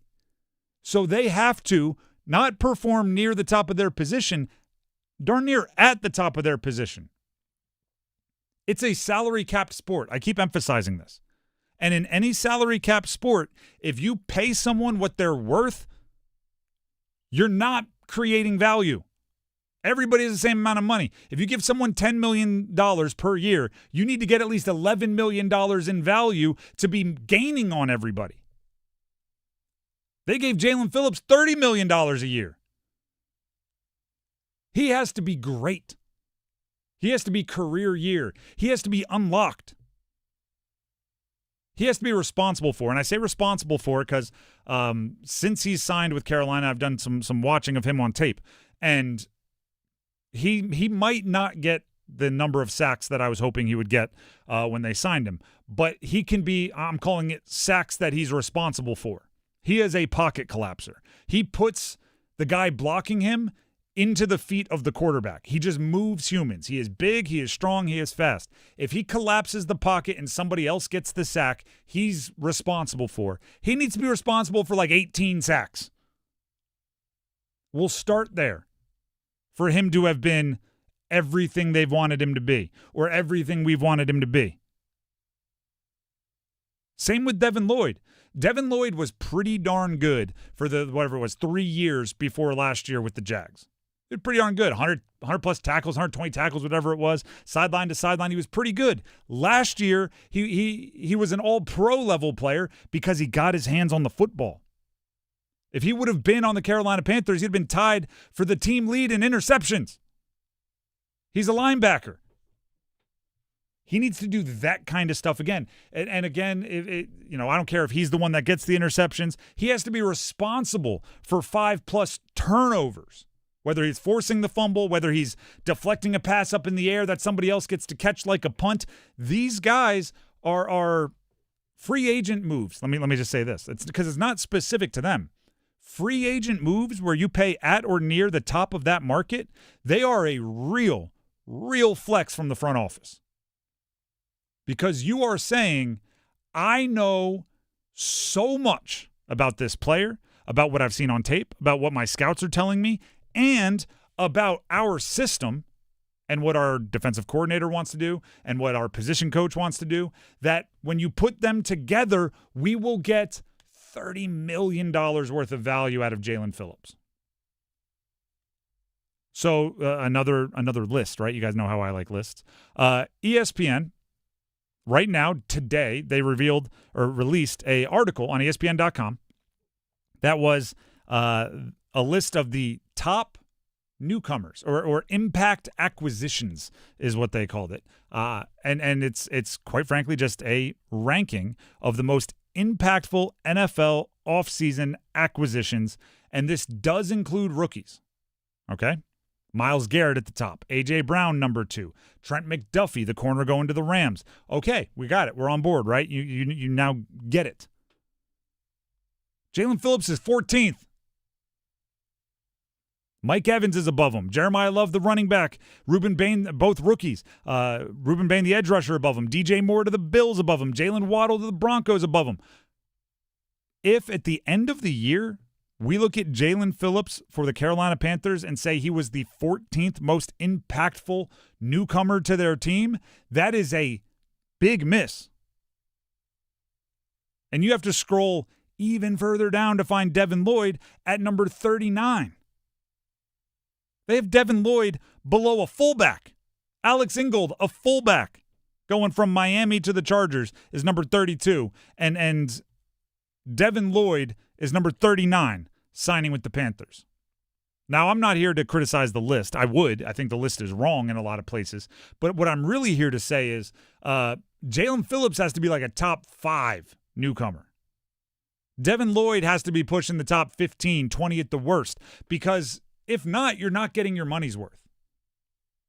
And if you're not getting your money's worth, somewhere else is suffering, right? Because the money you paid him is not money that you could, or is money that you can no longer give to a running back, right? And all of that has to come out in a math equation that ends up with you getting more out of the money you're spending than the teams that you are competing against for playoff spots. So I don't even care if Jaelen Phillips has a hot first month. I'm not declaring that a successful signing. Unless he's getting 12 sacks in the first month, or unless we're truly on some historical Myles Garrett better watch out for his sack record stuff. If it's a normal hot streak for either of those guys, I'm gonna go, yeah, now keep it up. Right? One of my favorite paraphrases of a Spider-Man wisdom. With great money comes great responsibility.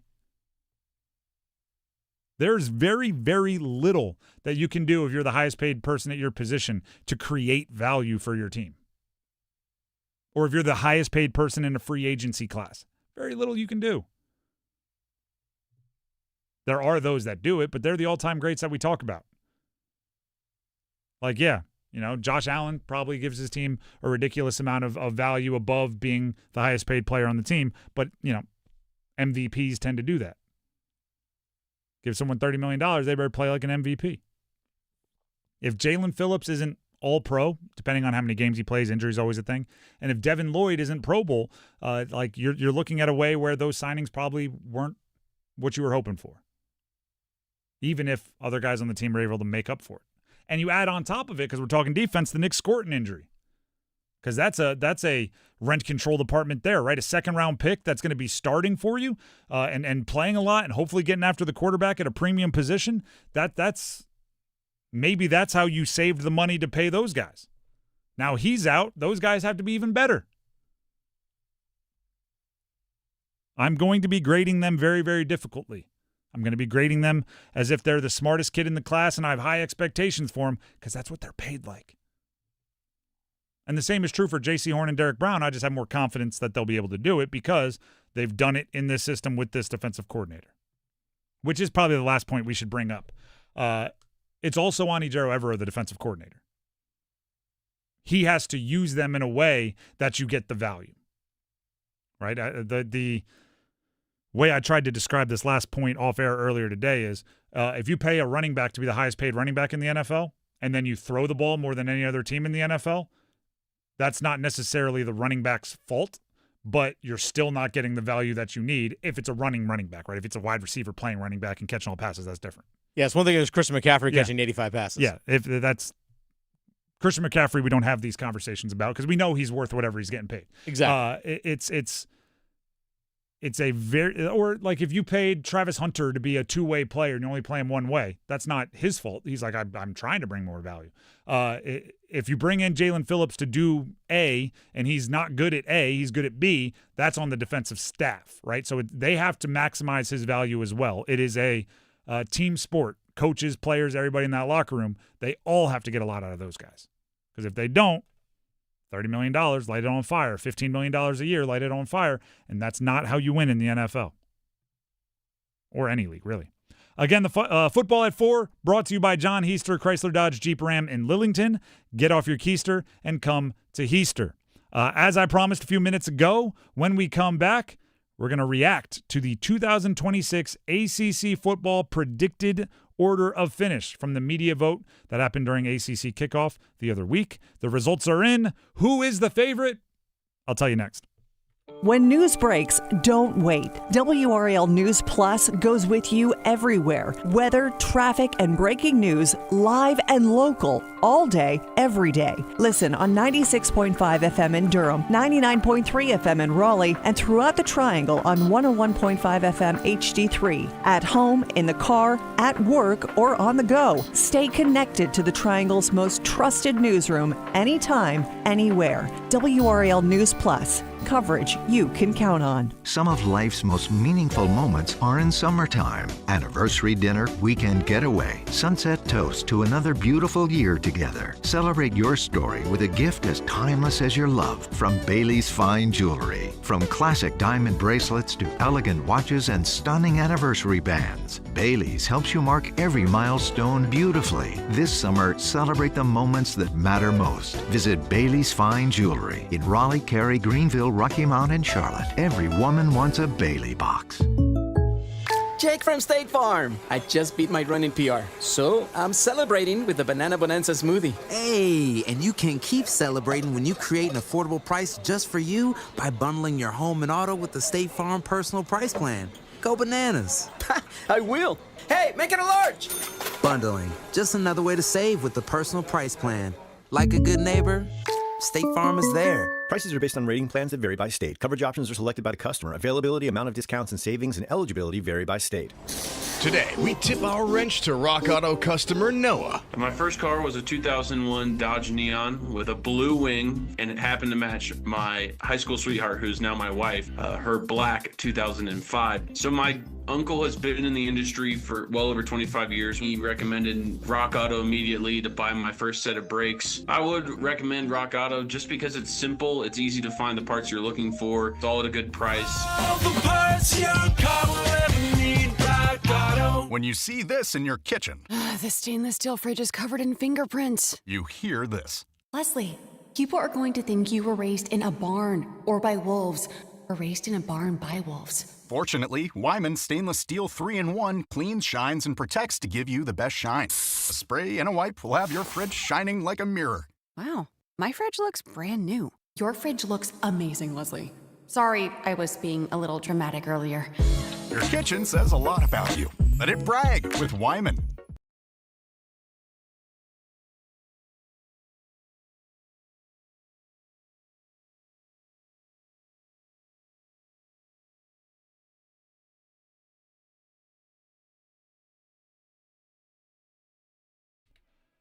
The Drive with Tim Donnelly, 99.9 The Fan. Don't forget to download the app, Google Play or App Store, depending on your phone.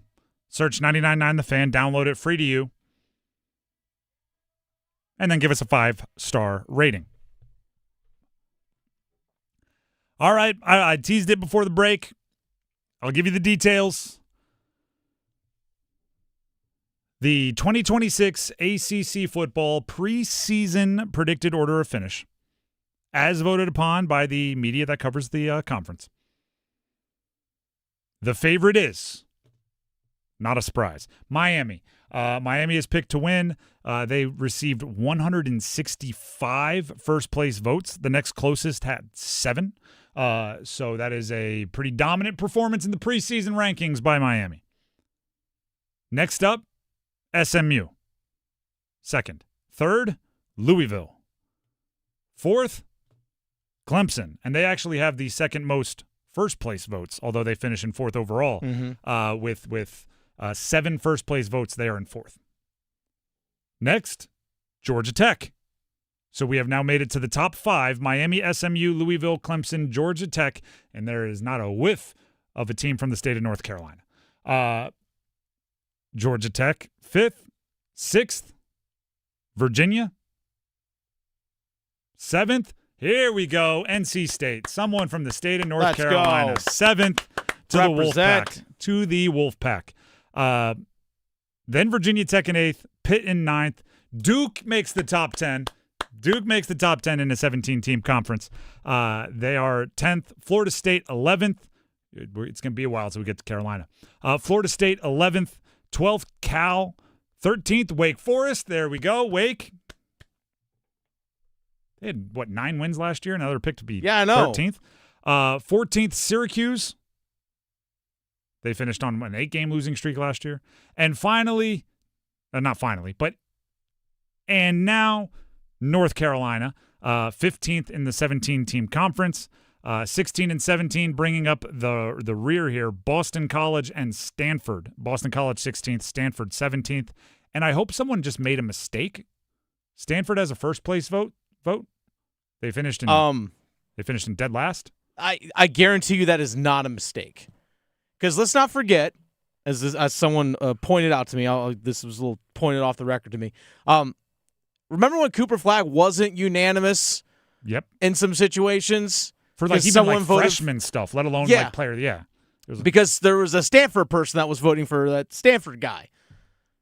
So this is one of those once you do it once, you should have your vote revoked. This is one of those stooges out there. All right, that's an fair. absolute stooge. Remember, let's react. Okay, first of all, I don't hate the list entirely. I think State's too low. I think Duke's too low. I think Virginia's probably upset after being in the ACC. They were the best team in the regular season, made it to the ACC championship. I think Wake is too low. I think Wake is very much could be upset. I think there's a few teams here. Miami, SMU, Louisville, if you want to put them at the top, I'm not going to argue with that. Those are my 1, 2, 3 in that order. I'm not going to argue with that. Clemson is always going to get a little nudge just based on their recruiting pedigrees and everything because their name recognition is high. But beyond that, there's some nitpicking we could do. By the way, we should really quickly point out. Yep. Between Georgia Tech at 5, Virginia 6, NC State at 7, and Virginia Tech at 8, there's only a 40 or so difference. I was gonna just similar to point to be made. A 50-point difference. In the actual release that the ACC sent out, one of their paragraphs, their bullet points go like this: Virginia. So this is Virginia's 6th, and then we'll go down from there. Virginia, NC State, Virginia Tech, Pitt, and Duke completed the top 10 in one of the closest preseason polls in recent conference history. 19 points separated 6th through 8th place. That is exceptionally close. Exceptionally close. If you take out Miami at the top, SMU, Louisville, Clemson are very close. Georgia Tech, Virginia, NC State on down, very close till really Cal at 12. Which plays into what we talked about yesterday, right? Because yesterday we talked about our ACC ballots on players, and we talked a little bit about our ACC ballots for preseason rankings. And Dennis asked, he's like, did you have a really hard time from 3 to 13? And I had tears. It appears as if a lot of voters had either, I don't want to say they had a hard time, but nobody really saw the middle of the conference the same way. Right, that's how you end up with these exceptionally close voting totals because, there was no unanimous top 6 or unanimous top 8 or unanimous top 10.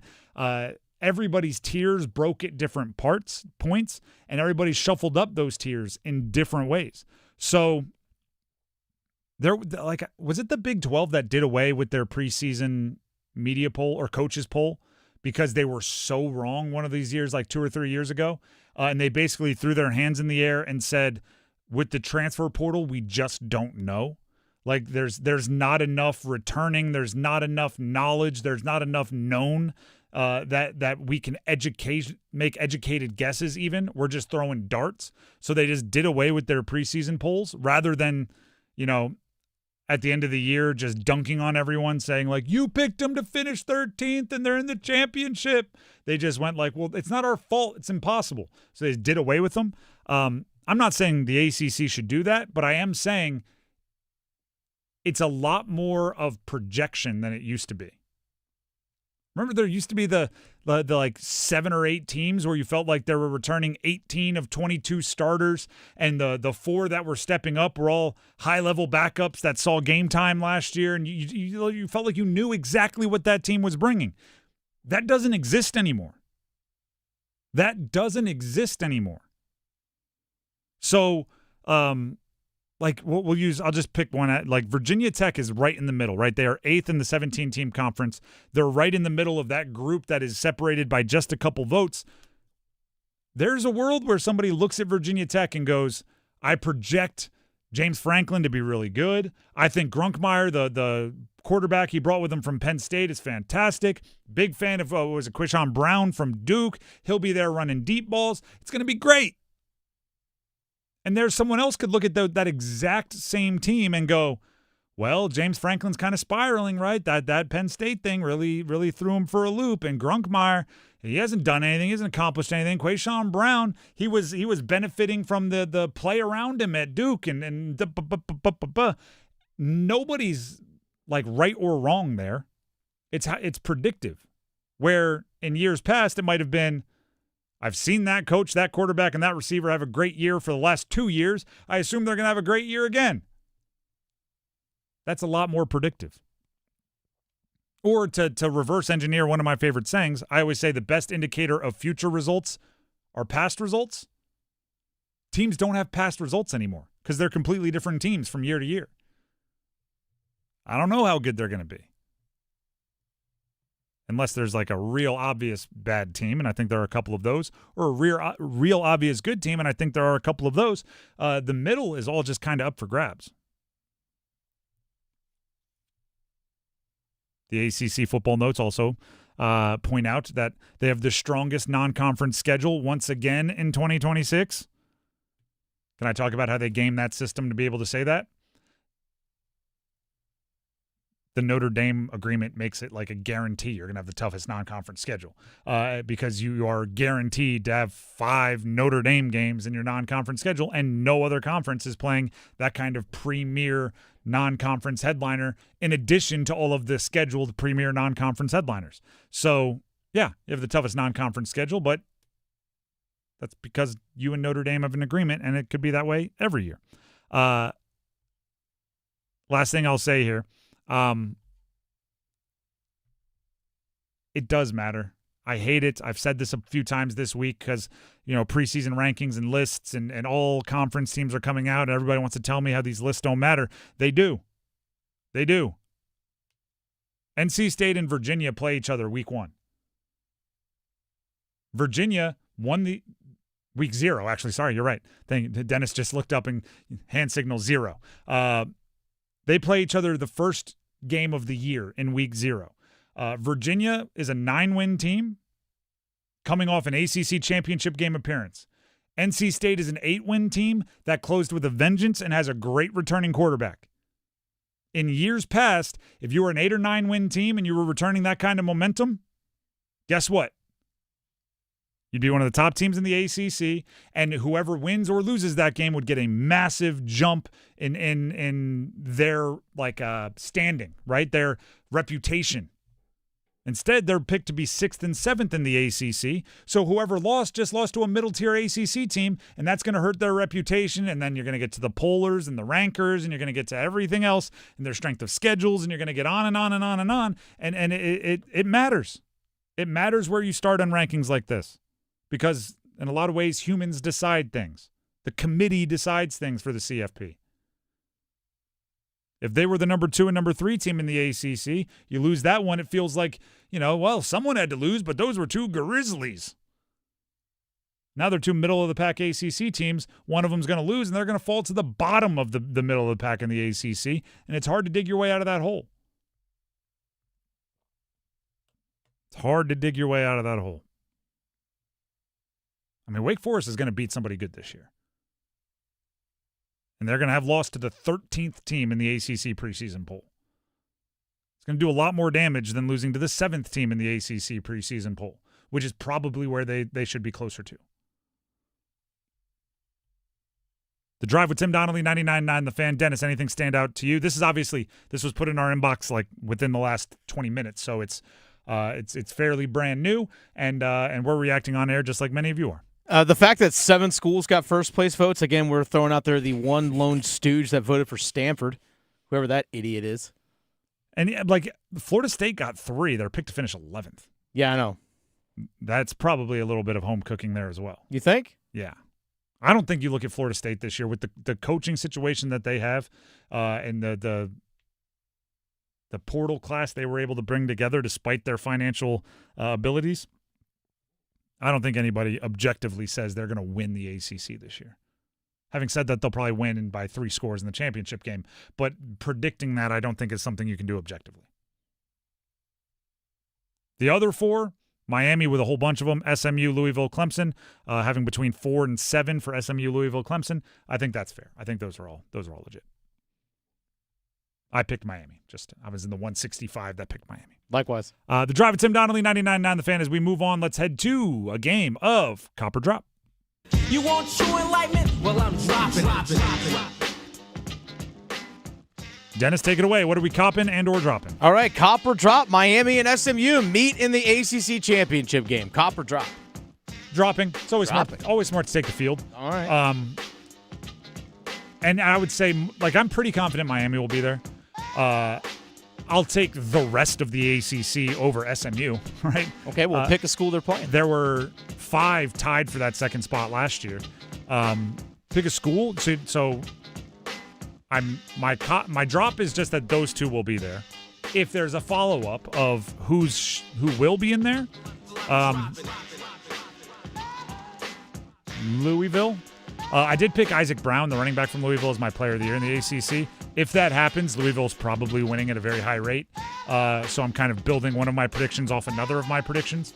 But yeah, I'll go Louisville. But still, that's a 22% chance that they make it. I just think it's the highest percentage chance of everyone other than Miami. All right, next one here. We'll stick with ACC football. Cop or drop? Both Darian Mensah and CJ Bailey are first-round picks in 2027. Cop or drop? I'm dropping. Oh, really? I just think there's been, well, first of all, let me take a step back. I mean, if you have 4 first-round quarterbacks, that's a ton. That's a healthy draft class. So, what was it? The Drake May year, there were 6, I think. They're all 6 in the top 12. Yeah, that's outlandish. That doesn't happen. So I would not expect that. It would be awesome if last year in the Triangle we covered 2 of the top 4 quarterbacks in the country. That would be really, really fun to say years later. But I think we haven't done a great job of predicting who the top quarterbacks are going to be as far as the draft goes, year over year. Even in that Drake May year, right? It was Drake May and Caleb Williams. Drake May, Caleb Williams. Drake May, Caleb Williams. Jaden Daniels came out of nowhere. In recent years, Cam Ward came out of nowhere. In recent years, Fernando Mendoza came out of nowhere. And I'm not saying literal nowhere. I'm just saying from well outside our first-round projections all the way up to the top of the draft. Anthony Richardson kind of came out of nowhere. So there'll be a few changes, right? And right now, I think they're 2 of the more popular picks to be first-rounders. Not to mention they both have eligibility, right? They don't have to go pro next year. They could hang around. So I will drop them both being first-round picks in next year. I think probably one of them. And then, heck, if one's a second-round pick, that's still an overwhelming success story. If one of them's a first-round pick, which one is it? I think CJ Bailey is a more professional talent. I don't disagree with you. I think it's difficult, not impossible, but difficult to be a first-round pick in the NFL if you don't have elite measurables. And Darian Mensah's superpowers are much more being accurate, much more thinking the game than they are wowing you with arm strength or wowing you with speed or size or strength.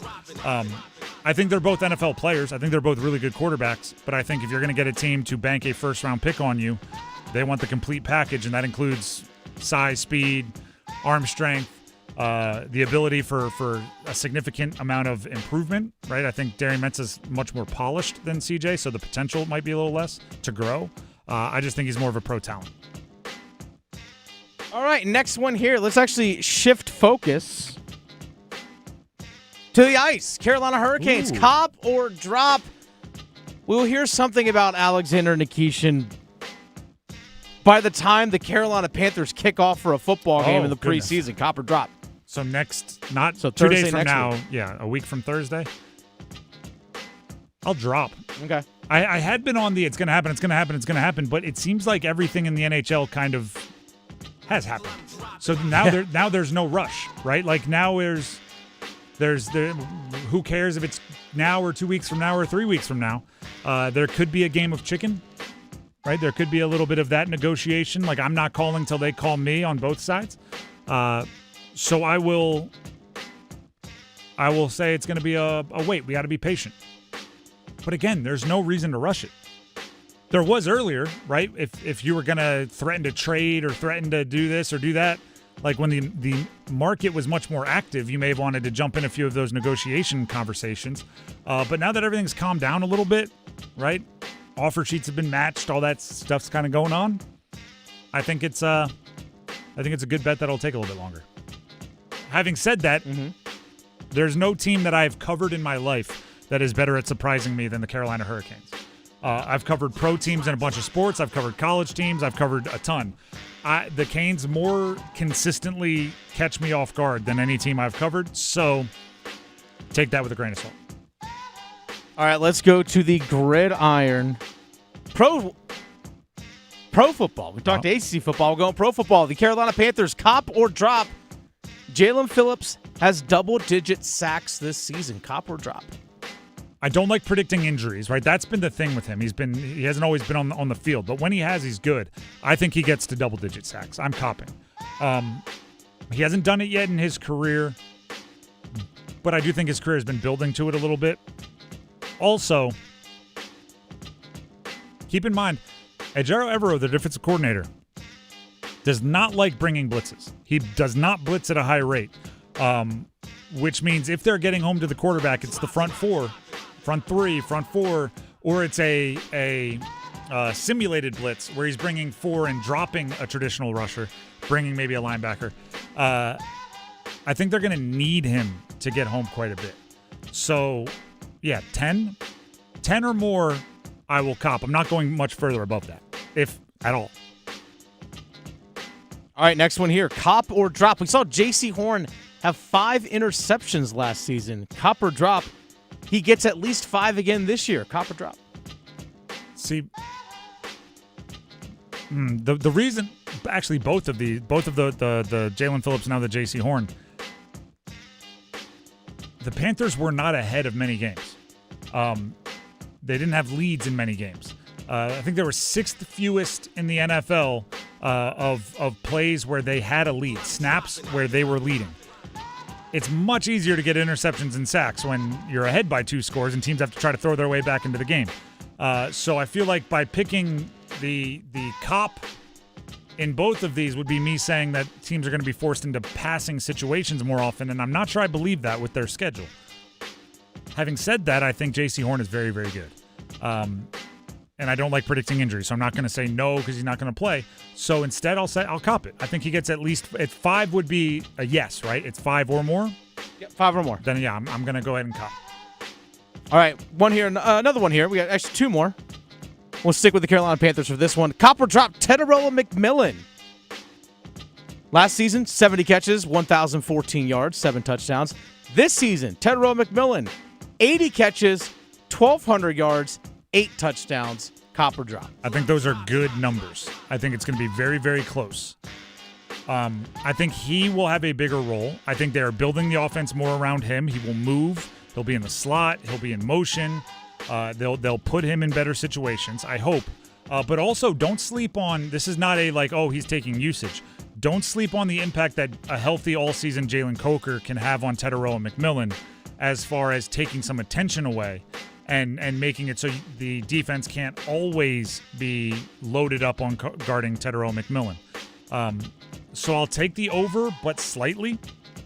Another thing I'm banking on is that he has learned his lesson about going up with 2 hands. He has the highlight one-handed catches in his arsenal, but they should be broken out as needed, not by choice, right? It's a because you can. Yeah, we believe you. Show it to us when you can't get 2 hands on the ball, not just to show us. So I think he's gonna have a really big year. I think 80, 1,200, 8 touchdowns would be celebration worthy, and I think that's about where he's going to be. So 50-50 above and below. I'll make it 51 above, 49 below. Give me the cop. All right, final one here. Cop or drop? Carolina Hurricanes owner Tom Dundon, now also the owner of the Portland Trailblazers. Let's just say the people of Portland and the folks involved in the government there and fans are, let's say, not very welcoming of Tom Dundon and the way he's treated things so far out there in Portland.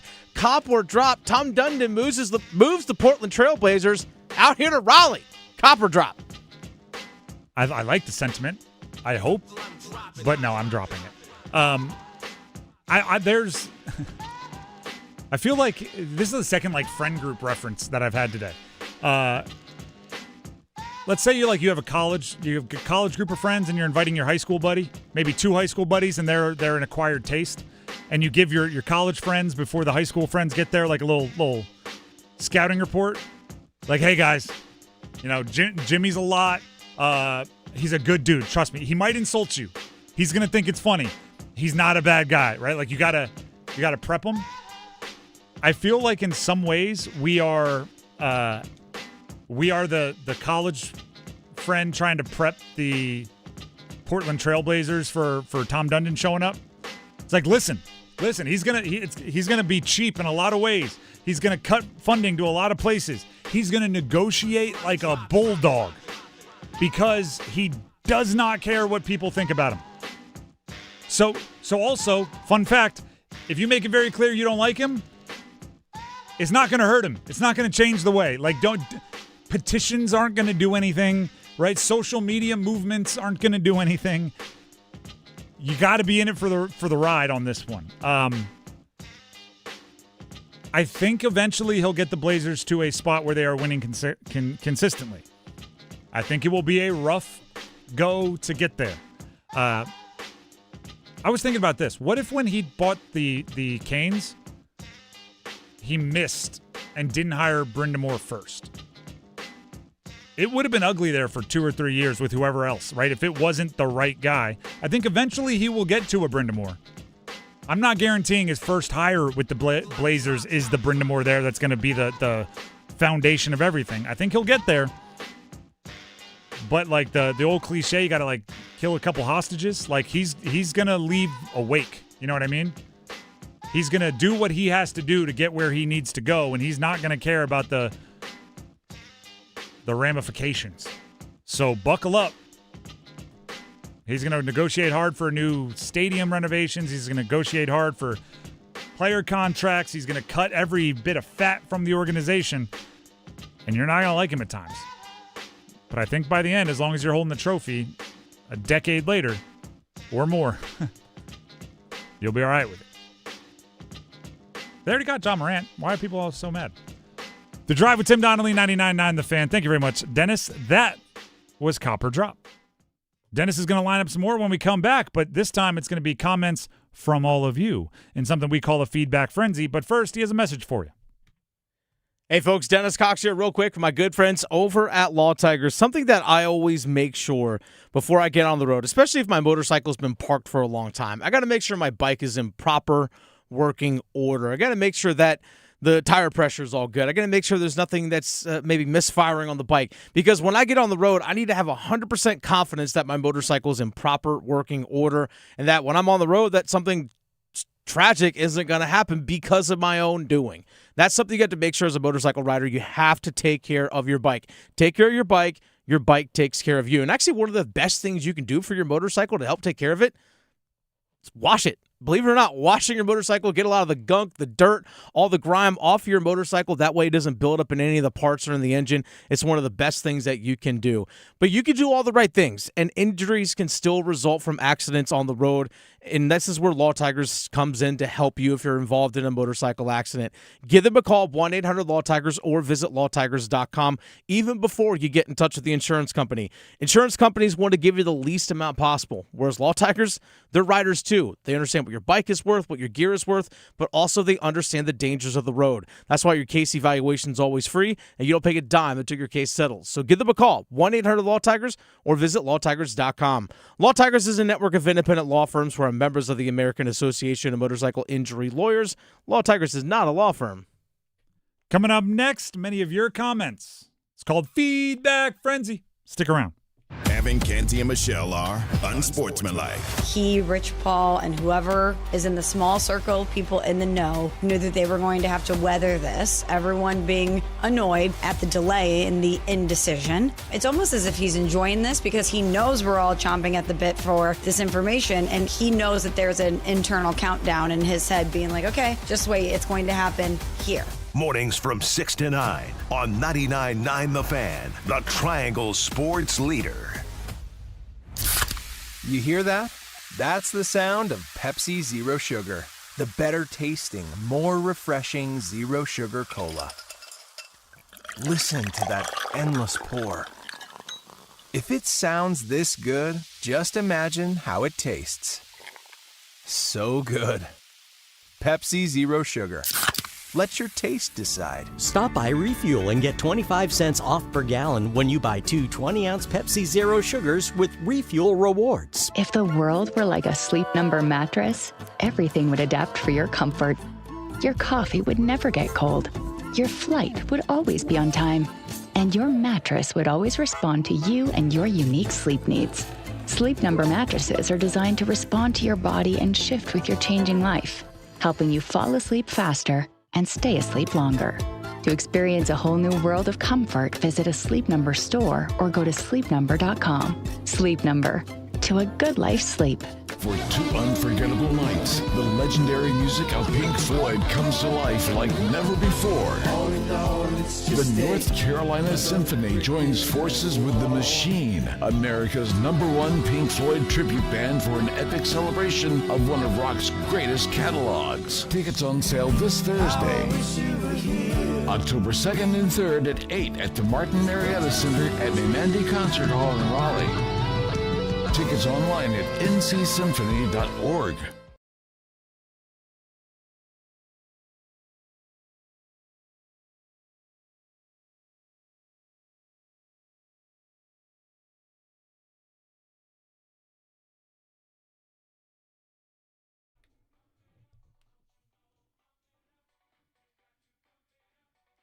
The Drive with Tim Donnelly, 99.9 The Fan.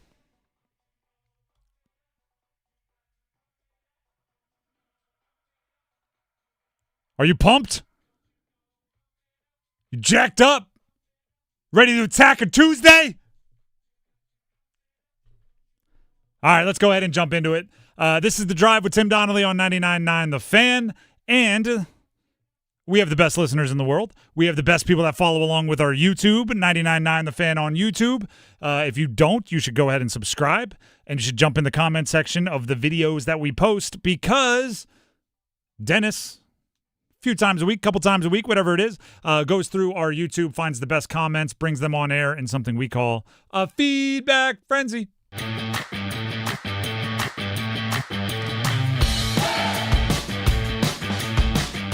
All right, first one comes from our YouTube live chat, actually, Tim. Okay. That's for our YouTube live chat. This is not a feedback. It's more or less a declaration. It's a statement. Reggie says this. Reggie on our YouTube live chat says, UNC football will be a bowl team this season. Interesting. 6 wins? I get half dozen. A 2-game improvement from last year? It's possible. I'll put it there. We talked their range. I think their range is like 3 wins to 7 wins, maybe, this season. So it's within their range of outcomes, but that would be best case scenario. It's not an easy schedule, and their roster doesn't scream like huge upgrade in talent over last year. So there would have to be a massive upgrade in coaching. That's what I would say. All right. Yesterday, we had a conversation about UNC football. Michael Lombardi, their general manager, on paid administrative leave for reportedly a human resources complaint. Also, they're being investigated by the College Sports Commission. UNC football is this.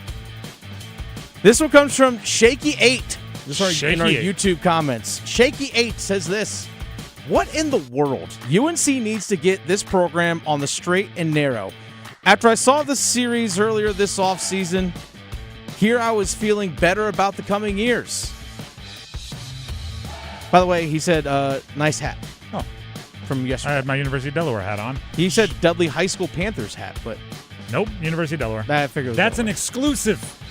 That's the one they wear on the field. You can't buy that. Yeah. Nah. But I just love. It's really the Detroit Tigers D. If we're talking about like the font, it's just in the correct colors. All right, where were we going? Okay, with getting on the straight and narrow. Yeah. I do not envy college coaches, right? Because what Pete Golding, the Ole Miss coach, said is kind of true, right? Like, we know what the speed limit is, but if you're on the highway and everyone's going 80 and the speed limit's 65, what are you going to do, right? You're not going to keep up with everybody if you obey the rules. There is some truth to that. I don't think it's that black and white, because I do think there are teams that win and follow the rules. But if you are looking for a quick rebuild, I think there's temptation around every corner to cut corners, to do things that flirt with the line as far as breaking the rules. So if you're going to do things on the up and up, if you're going to be on the straight and narrow, it is going to be more difficult for you to gain on the teams at the top of college football. Not saying it's right or wrong. I like to think that all of us, if we were put in the position to have the power to make those decisions, we would always choose what's right and what's ethical. But I think it's harder to do than you think if you actually are judged on wins and losses. So I agree. They need to get everything on the up and up, make sure they're running a clean program, but I'm sure there's temptation. Again, Michael Lombardi on paid administrative leave makes about $1.5 million per year. And For Sooners says, wish I could be placed on paid leave. I think a lot of people probably feel that way as well, especially if you're making $1.5 million. That's like getting like at home, out of school suspension when you're a kid. Yeah. It's like, tell me I get to not come to school because I was acting up in school. Done. Yeah, that's the whole point. I'm going to do this more often. The whole reason I was acting up is because I don't like being there. Like, it's right there. You see what I'm saying? I'm making $1.5 million for doing a job. Now I'm going to be making $1.5 million for not doing a job. Sounds good. But obviously your career's in peril, so take that into account as well. All right, along that same conversation, Scott Hester, 1192, says this. It's better to crap in the sink than sink in the crap. Always something at that school. I don't know what that means, but there is always something going on at that school. Everybody has like actually, a lot of times it was like the tight ends coach. A coach that grew up in like the sticks in Alabama or something, and every saying was something like that you're just like, I don't know what that means. Right? All right. You throw a good ball, you're jogging to the sideline, he's like, oh yeah, muskrats don't run straight. It's like, yeah, appreciate it, and you're just jogging off to the side. You're right. Do they? I know nothing about muskrats, coach. They're chewy, but if you heat them up right, they're nice and tender. Thanks, coach. Don't know what any of that means. That's another one there. Something about crapping in the sink. I don't know what point you were trying to make, but there is always something going on with Carolina. I will agree with you there. We have a couple more along those same lines. Sonny L says this. Sonny L says, if Bill Belichick doesn't win 8 games this year, he's fired. And I don't see them winning that many. He's on a very short leash. If they're bowl eligible, he'll start the following year. Yeah. There's guaranteed money involved here. He gets personally guaranteed $10 million a year for the first 3 years of his contract. He's 1 year in. This will be year 2. I don't think they want to pay him $10 million to not coach for them in year 3 unless they don't see any way out. And that's just him, by the way. His staff and everything, I believe, what I just said is true. I believe what I'm about to say is true. I think his staff is on the same timeline for the most part, where they all got 3 years of mostly guaranteed money as well. I think so. So there's a lot of, if you move on from the staff, there's a lot of money that you're going to be paying guys not to coach. And teams like to avoid that. Schools like to avoid that if they at all can avoid that. All right, final one here from that same conversation again regarding Michael Lombardi and the latest stuff going on with UNC football. This one comes from David Clemens on our YouTube chat. David says, it's UNC, it's North Carolina. They'll always come up smelling like roses. What happens in Chapel Hill stays in Chapel Hill. The media darlings. Yeah. When was that? Was that quote comment from yesterday? Yeah, it was from yesterday. Okay. The last 24 hours, they are not media darlings. No, they weren't media darlings this offseason. They are getting lit up. it actually feels like some people were like keeping some stuff pent in, meaning media members that normally are not opinion people. Like media members that are normally reporters are kind of letting loose. Like there's some people that my observations, this is all just, trying to read the room and body language, feel like personally wronged by Michael Lombardi, and seeing him in a tough spot has given them, like, I don't know, within themselves the pass to fire away. And I would not say that was a media darling situation. I do think Carolina as a school gets positive press, but that doesn't remove everybody that works for them from negative press. I don't think that happens at all. All right, so remember from that same conversation, this is kind of fun little tie-in here. So that same conversation here about UNC, about how the one person said, make sure you pull up the quote here just to make sure I get everything correct about. It's from Scott Hester, said, it's better to crap in the sink than sink in the crap. Okay. Yep. All right, and this is actually from a Panther video, different person. Panther video we had yesterday talking about Nick Scorton and how the Panthers are being investigated about possibly having too much contact early on in training camp. This one comes from Brandon Lewis. Brandon says, when all you have is the hammer, everything looks like a nail. They be the hammer, not the nail. Yeah. So I'm like, I don't know how that applies to any of this, but there you go. That sounds like actually one of my high school football coaches. Shout out Coach Knox. If all you have is a hammer, everything looks like a nail. I think that's saying, like, if you are a hitter and you're a hard hitter and you're a physical person, it doesn't matter if you're playing thud. It doesn't matter if you're playing touch. It doesn't matter if you're playing keep them up. It doesn't matter if you're playing full contact. You're full contact. When you're a hammer, everything looks like a nail. I'll just pick a name through history. If Vontaze Burfict was on my team, he's not on the field if we're not full contact. Like, I'm not putting him out there and telling Vontaze Burfict, hey, we're just tagging off, right? Just two-hand touch today. We don't want anybody to get hurt. NFLPA won't let us. I'm not putting him out there because quarterback leaves one high over the middle. He's going to see red, and he's going to take someone's head off. If you're a hammer, I'm not going to, ask you to do anything but be a hammer. All right, we had a conversation earlier about Nick Scorton as well as Jonathan Brooks coming back off of his ACL injuries that he suffered in college at Texas in 2023, and then also the ACL injury he suffered in 2024, missing all of 2025, the running back for the Carolina Panthers, as well as Nick Scorton, again, with the ACL injury. This one comes from Wesley Heath. Wesley says this: how many ACLs did Thomas Davis, for the previous Carolina Panthers linebacker, go through? How many ACL injuries did Thomas Davis go through? He can come back and be better than he ever was. I don't know offhand how many Thomas Davis went through. I think he had 3. I was going to say it did feel like a lot, but I don't know offhand if it was 2. I don't think it was 4. Probably 2 or 3 is what I would guess. I said this at some point in our coverage after the Nick Scorton injury, but obviously I don't expect you to be listening 200% of the time. I would love it if you did, but if you missed it, I'll say it again. All of my disappointment for Nick Scorton is related to this season. He is exceptionally young. He was one of the youngest players in his draft class, and he is a very athletic defensive lineman. He's a very athletic player. Those are the 2 most predictive things for coming back and being the same level of athlete quickly when you suffer a knee injury. Is how athletic were you before the injury? The more athletic you are, the more likely you are to get back to 100%. And that's like numbers, right? Relative athletic score, 40 time, vert time, that kind of stuff. And how young are you? The younger you are, the more likely you are to get back to 100%. So he has a lot working for him to eventually be everything he was promised to be. It just won't be till next season. It won't be this year because he's going to miss the entire year. So the bummer, the disappointment, all of that has to do with what he's going to go through this year, not any kind of cap on his career. And it's disappointing for this year's Panthers team. Like, he'll still be an asset for them for years 3 and 4 of his rookie contract, but he won't be for year 2. So it's a bummer for now, not forever. Thomas Davis tore his ACL in his right knee in 09, 10, and 11. 3 straight years. Same ACL. Just to come back and be an all-pro.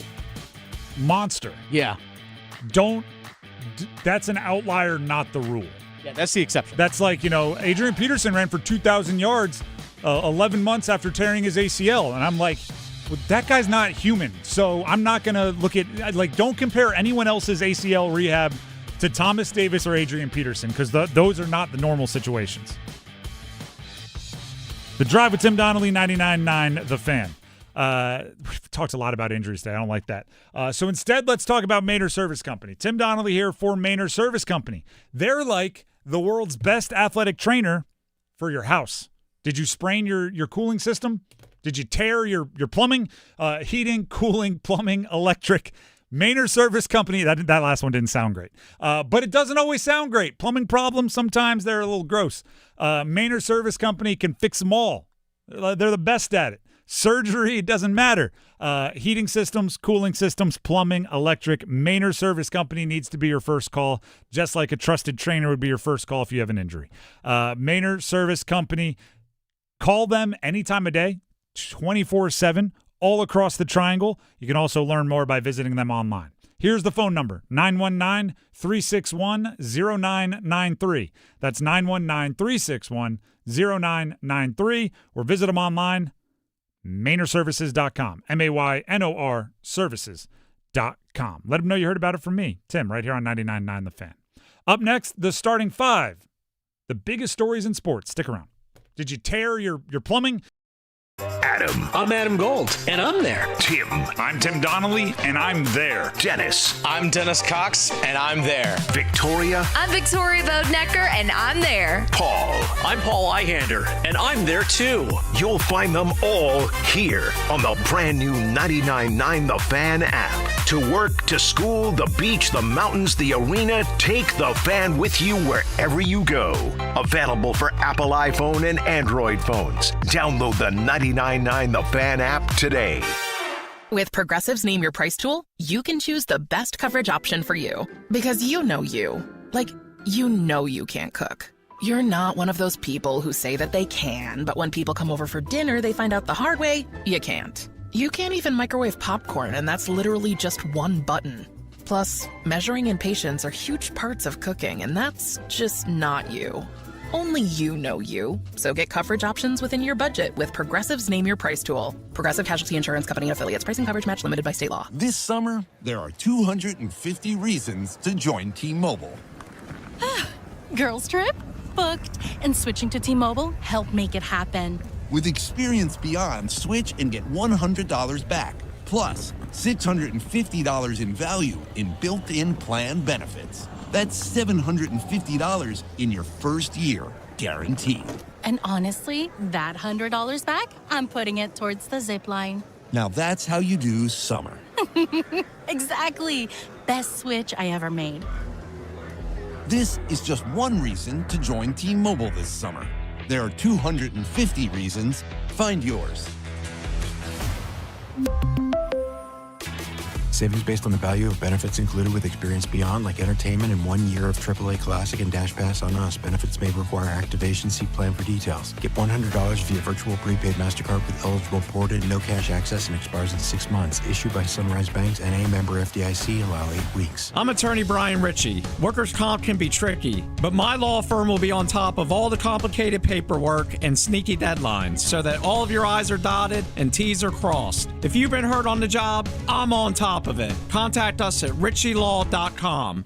Broadcasting live from the Eagle Leasing Storage Studio. WCMC HD1 Holly Springs. 99.9 The Fan. The Canes light the lamp here. I'm WRAL meteorologist Kat Campbell. A cold front moves in tonight, bringing a chance for scattered severe storms. Otherwise, it's mostly cloudy with a low of 71. Wednesday, mostly sunny skies return with a high of 89. It should be a beautiful middle part of the week with a slight dip in humidity. 5 o'clock check of your money. Dow Jones up 537 points to 52,747. It's 5 o'clock. Time to serve up the biggest sports stories of the day. Here comes your starting five. The Drive with Tim Donnelly on 99.9 The Fan. It is about time for the starting five, which is brought to you by Baker Home Exteriors. For roofing, siding, windows, and doors, trust the team that's been doing good work for over 100 years. Baker Home Exteriors, roofing the Carolinas since 1915. With it being time for the starting five, we start with number 5. Count them. 1, 2, 3, 4, 5. News flowing in the NFL. All 32 teams, as of today, have reported to training camp. All of them. We're getting closer. A week and 2 days from the Hall of Fame preseason game, which is when things really get rolling. And the Panthers are playing in that one against Arizona. Panthers fans, why are you excited that your team is playing in the Hall of Fame game? Potentially because one of your all-time greats are going into the Hall of Fame. Luke Kuechly, not only a Hall of Famer as of this recent induction class, he also, it's just the weekend of Luke Kuechly. He'll be Netflix's new #1 NFL game analyst. So he'll be the color commentator for Netflix games this year. Nice. Netflix has, I believe, 5 games. Outside of a doubleheader, he will be the color commentator for all of them, alongside Noah Eagle as play-by-play. I'm looking very much forward.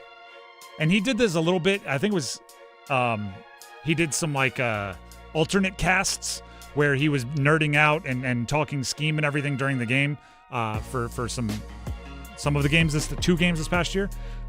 He's really, really good at diagnosing plays. I'm breaking news here. Luke Kuechly, potentially the smartest linebacker to ever play the game, is really good at diagnosing offensive plays to the point where he'll hint to an area of the field that you want to watch.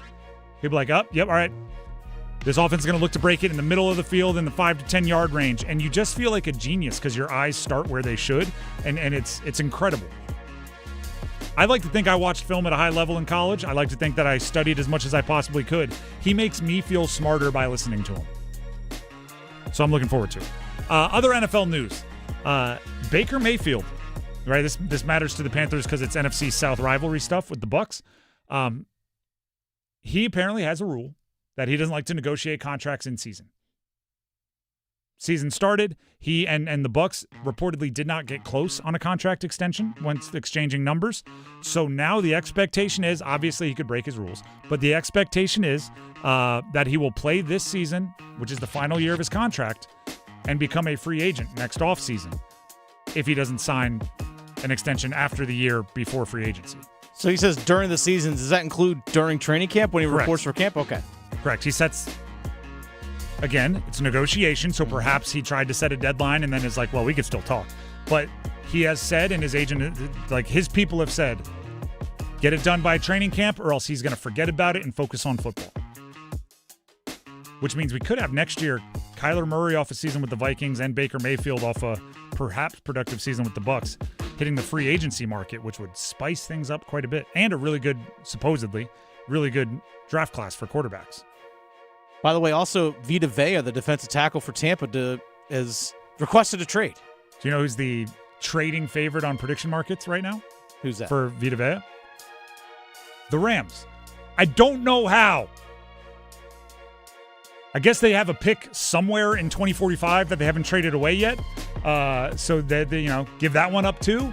But if Vea goes to the Rams and Donald comes out of retirement to play for them, I mean, I don't know what you do with that defense. I don't know what you do with that offense. Incredible. I mean, they have a 2nd-round pick in 2027, a 4th-round pick, a 5th-round pick, and a 6th-round pick. Just package it up, send it away. Yep. What I seems like, again, I'm very nerdy in this way. I play Dynasty Fantasy Football. If somebody trades away all of their future picks, people get nervous because that usually means they're going to go try to win this year, and then they're going to quit the league. Do you think Les Snead, the GM of the Rams, and Sean McVay are like, we're going to try to win a Super Bowl this year or next year, and then we out? That'll be the next people's problem. We'll have to deal with not having any picks for the next 10 years. Y'all deal with that. They have a 2028 1st-round pick. That could be gone. Send it. Who's available? Send it. That's number 5, just NFL latest. A lot of stuff going on. Let's get to number 4. 1, 2, 3, 4 all together. What? Tom Dundon, the owner of the Carolina Hurricanes, just keeps making waves this offseason. He put all his family members on the Stanley Cup. People got really upset about that. I'm going to read a line from Jason Quick of The Athletic. Again, Dundon recently has purchased a controlling stake of the Portland Trailblazers in the NBA. Jason Quick of The Athletic. Portland says the Trailblazers rejected, that's Portland meaning the city, like the government, says the Trailblazers rejected an invitation to discuss the arena lease and fear owner Tom Dundon is stalling to justify relocating the franchise. Dundon, this is now kind of more common knowledge, is seeking nearly $575 million in public funding, of which $375 has already been approved by the state, for arena renovations ahead of the August 12th vote. Here's how I look at this, everybody. And I feel like we have some, we could be an insider on what Tom Dundon's MO is as an owner of a professional sports franchise, because we've seen it over the last, however many years with the Canes. There are certain things an owner can do to draw favor, to attract goodwill from a fan base or from a community. Tom Dundon doesn't care about that. He wants the business to be successful, and he wants the team to win. Outside of that, I don't see much. You know what I mean? You can like that or you cannot like that, but it becomes much easier to deal with when you accept it. You don't have to like it, but you have to accept it. If you want your team to be, for example, giving away really cool game trinkets for playoff games, Tom Dundon is not your owner. If you want your team to negotiate like bulldogs in everything to get the absolute best deal that they can possibly get, he's a decent owner to have. And that goes for everything. Stadium leases, renovation budgets, 12th guy on the bench is guaranteed money. If you're the strength and conditioning coach and you want 4 assistant strength and conditioning coaches, you better be able to show him where the value of the salary of the 4th assistant strength and conditioning coach will be seen in something measurable to help the team. And if you don't get on board with that, you're going to be really frustrated with him as an owner, but you're not going to change him. It's kind of, I think I've told the story on air, but it's one of my favorite. I grew up in Hawaii, parts of my childhood in Hawaii. We took my wife and my sister-in-law family vacation. Let's go see where we grew up. And there's a big, essentially a flea market there. It's called the Swap Meet. And I wanted, I think it was a conch shell, right? It was funny. Wanted a conch shell. No, sorry. It was a bottle opener. There's a bottle opener I wanted. It was like $3. It was $5. I said, I'll give you 3. The guy said 4. I said, deal, but my wife is got to win the negotiation by more. She swooped in. She said, I'll give you $1, no more. Guy was like, no, we're not. No, 4, no less. My wife said, $1 or we're leaving. The guy said 4. She grabbed my hand, took my dad, and we walked out of that little booth. We got outside. I was like, I wanted that. I'd pay the $4. I wanted it. She just had to win the negotiation. That's Tom Dundon, right? It might be like, it's worth 4. No, I didn't win it on $1 or we're walking. It's a little exhausting. By the way, I did walk back and get my bottle opener for the $4. That's a little bit of Dundon in it. That is number 4. Let's get to number 3.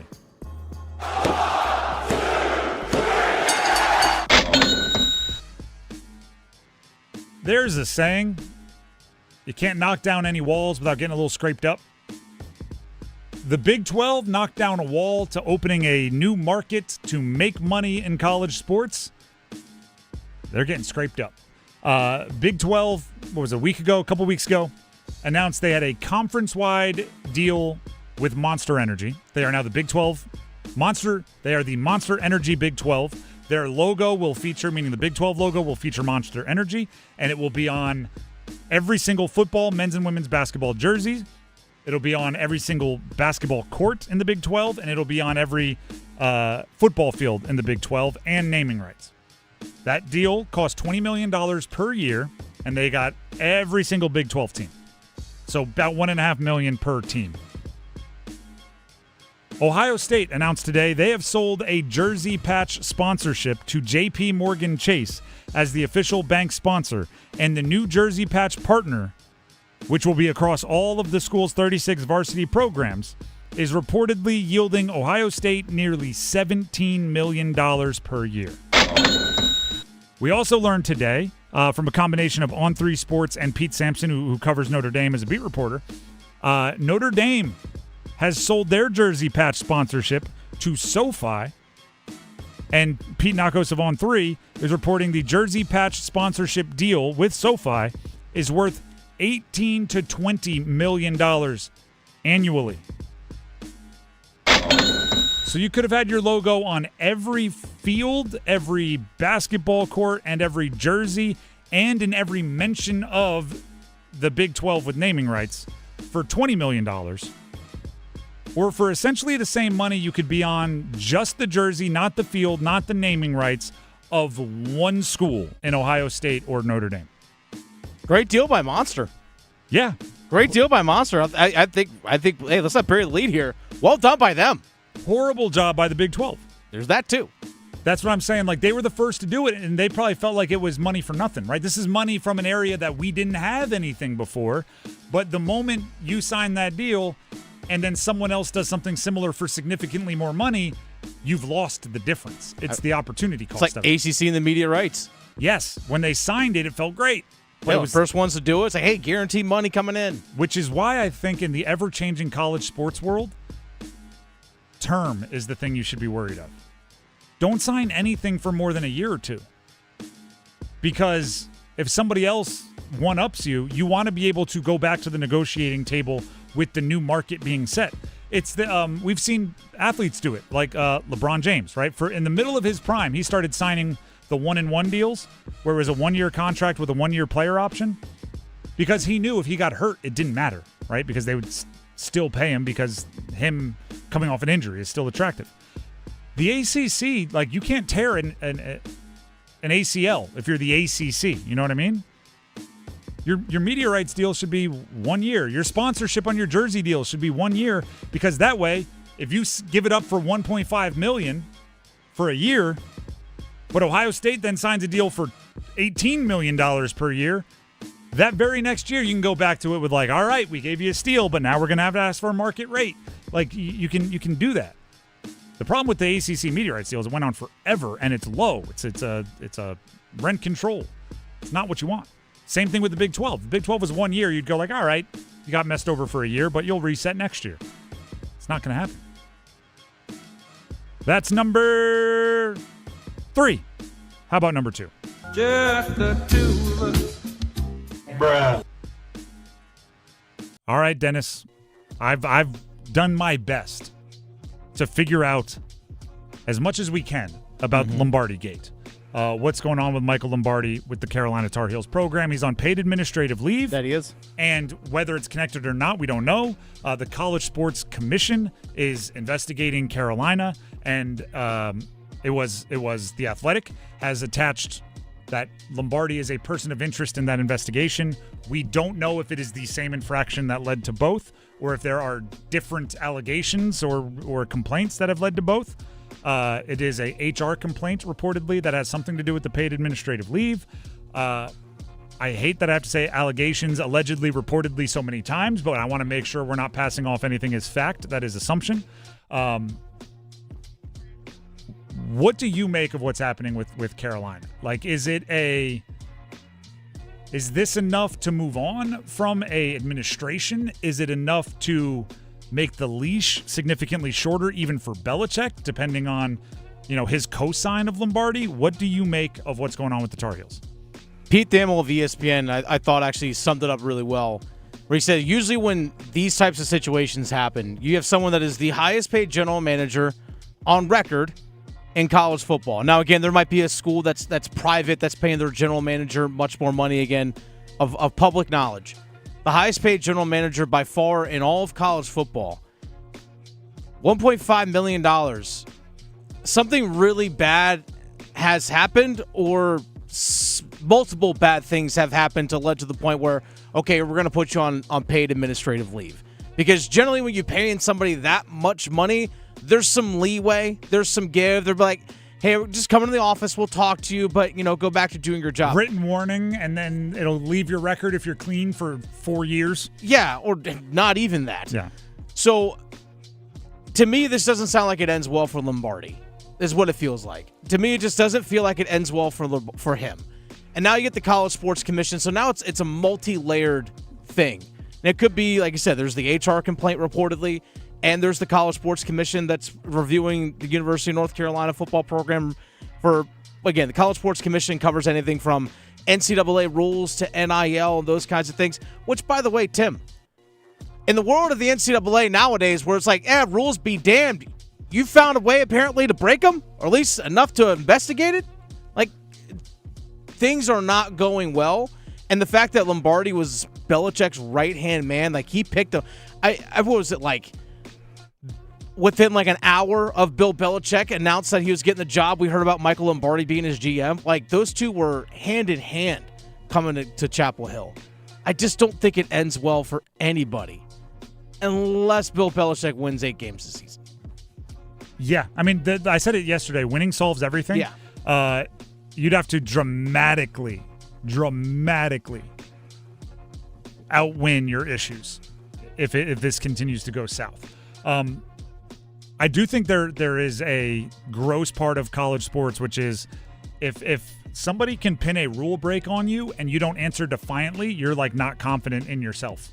You know what I mean? The fact that Carolina's like seems like a little skittish. Like, I'll put them on paid administrative leave. Figure this out. Who's this? Who's that? Who's talking? When SEC teams get busted breaking rules, they just make up some weird analogy and say it at the podium and then go back to recruiting. I don't know how you can break rules in modern college football, for being real. I don't know what rules are real. But if they get caught breaking a rule and get punished for it, that seems like the ultimate sign that you have no leverage in the game. I just don't see, again, you're paying Bill Belichick $10 million to come in and win games. To be like, by spending the amount of money that they did on football, they were trying to tell everyone nationally, hey, we're here to compete. We got the greatest head coach of all time in pro football coming to us. We're we're giving him $10 million a year, but all these resources into the football program. We're here to win.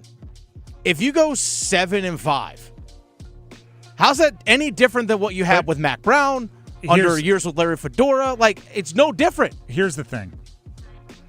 Bringing in Bill Belichick, it's not a surprise that the spotlight followed. You should have been so everything buttoned up, everything ready to go the moment you decided to hire Bill Belichick. And the fact that you're still like discovering things this late in the process it's not a good look. You hire Belichick and you bring in Lombardi because you want the spotlight.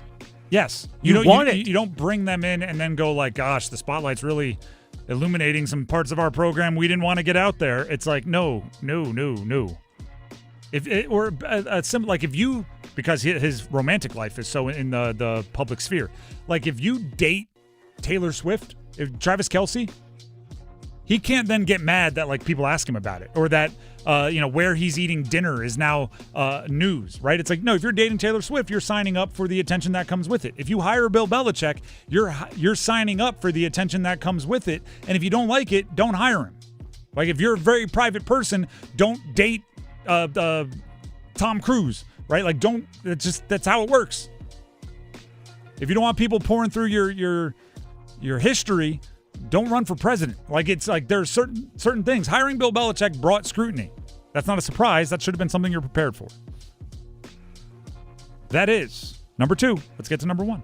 Go 1! I feel great about playing football right now. First day in pads for the Carolina Panthers 2026 NFL football team. First of all, there was an injury scare, but they've appeared to avoid the worst of it. Mitchell Evans, who may not be the biggest name on the marquee, may not be the headliner, may not be on the movie poster for the 2026 Carolina Panthers, but is an important player. He is in their tight end room. He is a gargantuan tight end. I think he's underrated as a pass catcher, but he is properly rated as a very good people mover, blocker. He rolled his ankle, needed to be carted off. By all accounts, it's a rolled ankle. It's going to take a couple weeks likely, right? If by anyone that's ever rolled their ankle, you know what it is. It's scary when it happens. You think something's torn and ripped. It's going to swell. It's going to be a funny color. You're going to have to ice and elevate. But, with it being July still, I have no reason to believe he wouldn't be ready and probably practicing well before the game start in September. So that happened. Rode that whole emotional roller coaster today. But it seems to have ended with good news. I tried to go into this yesterday. I want players making mistakes now. Okay, I want them trying new things. I don't want them playing it safe in practice.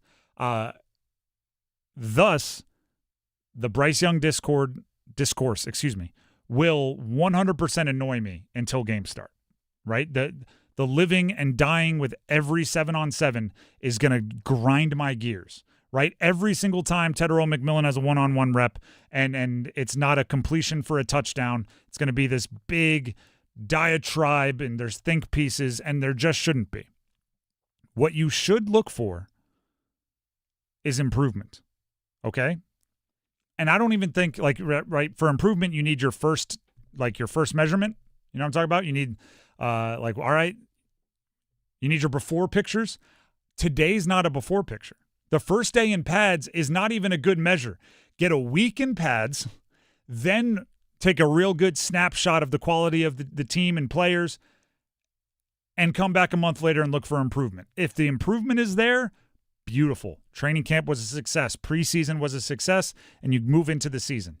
A day like today, it's a kick the rust off day. It's a kick the rust off day. The first day of pads is sloppy traditionally. It's a lot of mental errors traditionally. It's really the only sport where you don't play some version of it in the offseason, right? Baseball players, guess what? Every single thing they do in a baseball game, they're doing in a baseball offseason. Basketball is playing pickup. I guess hockey would be another. You're probably not going like full pads, full contact hockey in the offseason. So because of that, when you put on pads and you do some real full contact scrimmaging early on or 11-on-11 early on in training camp, you're just getting back into the rhythm. A week from now. Probably actually, you know what? The last full pads practice before the Hall of Fame game for the Panthers, I would consider the snapshot. That's the before picture for training camp this year. That's all right, we're starting here. Can we be better at the end of training camp or at the end of preseason? Then I would consider it a success. But I do not care. I can't emphasize how little I care if in one-on-ones Xavier Legette and Bryce Young are not on the same page on a double move. Not until live bullets. The Drive with Tim Donnelly, 99.9 The Fan. The Starting Five brought to you by Baker Home Exteriors. We do good work at a profit if we can, at a loss if we must, but always good work. That's the Baker name, Baker Home Exteriors. BakerHomeExteriors.com.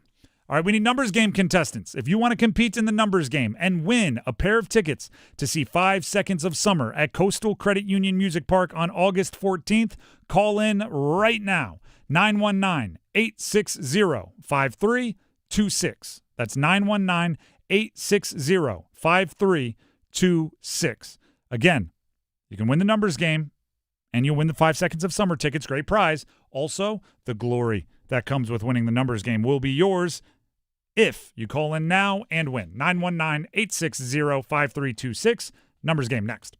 Evan, Canty, and Michelle are unsportsmanlike. He, Rich Paul, and whoever is in the small circle, people in the know, knew that they were going to have to weather this. Everyone being annoyed at the delay in the indecision. It's almost as if he's enjoying this because he knows we're all chomping at the bit for this information, and he knows that there's an internal countdown in his head being like, okay, just wait, it's going to happen here. Mornings from 6 to 9 on 99.9 The Fan, the Triangle Sports Leader. A lot has changed since 1915. The way the Baker family treats people hasn't. They've roofed the Carolinas for over 100 years. The motto puts it plainly: we shall do good work, at a profit if we can, at a loss if we must, but always good work. Trust the team that's kept that promise for generations. Baker Home Exteriors. Always good work. Visit BakerHomeExteriors.com. You could argue that making jewelry by hand is yesterday's way of doing it. You could claim that being particular about custom design and old-world craftsmanship slows down the process. You could call us old-fashioned, and you'd be right. Because the heart and soul of Bailey's is our workshop, where skilled craftsmen create heirlooms meant to last for generations. Come see why we've been voted the best jeweler year after year. Bailey's Fine Jewelry. Every woman wants a Bailey box. Organize easy. Organize tough. Customize your work truck or van with upfit solutions from Van Products. Steel and aluminum shelving, toolboxes, data files, cabinets, drawers, conduit carriers, ladder racks, everything safe and secure. Everything built as unbreakable as you by Adrian Steel. Backed by the best warranty in the business. 3 years, 36,000 miles. Everything custom installed by Van Products so you know it's done right. From a single work rig to a fleet. Choose custom-installed upfit solutions from Van Products. With Progressive's Name Your Price tool, you can choose the best coverage option for you. Because you know you.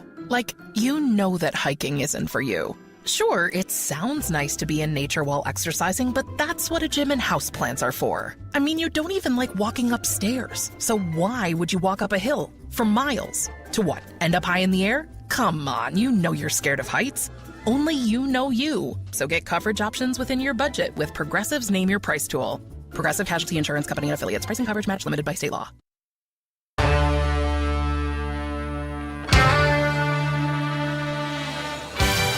The Drive with Tim Donnelly, 99.9 The Fan. Another opportunity for someone out there to jump straight from off air to in the game. 919-860-5326. Call in now. We have one more contestant we need to grab for the numbers game. Again, 919-860-5326. The prize for today, 5 Seconds of Summer tickets at Coastal Credit Union Music Park on August 14th. So you have some time to make some plans. A couple of weeks here. And the glory that comes with the numbers game. And as always, if you get a perfect score, you get the added benefits that we always talk about. All right, thank you. Lines, I believe, are now full. Although if you want to be waiting in the wings for a drop, we've had an insane amount of dropped calls. If you want to be waiting in the wings, you can always keep calling. But we do have our contestants for now. We have Jeb in Raleigh, and we have Millie in Raleigh, and they will be our contestants for today. As always, we will bring each of them onto the show. We will ask them the same question. Dennis will be our judge. He will pick his favorite answer, and that person will get to go first, and we will go from there. We will start with Jeb in Raleigh. Jeb, can you hear me? Yes, sir. All right, perfect. How about this?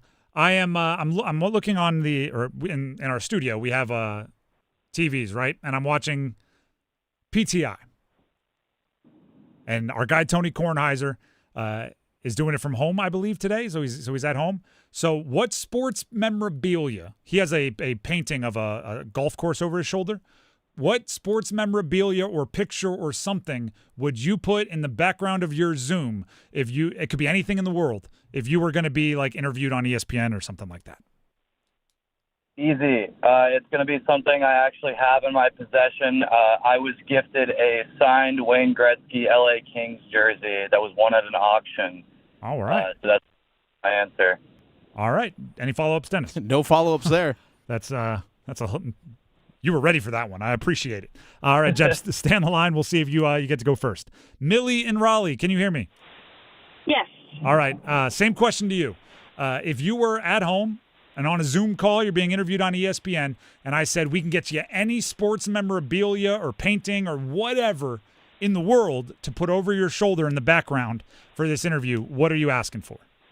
Yeah, mine's going to be a fun one. I have it home as well. It is from the Canes team photo. I don't know, maybe 10 years ago, they'd let fans be in the background of the team photo, and me and some friends got like first row, so we're in it. So it's always a good story.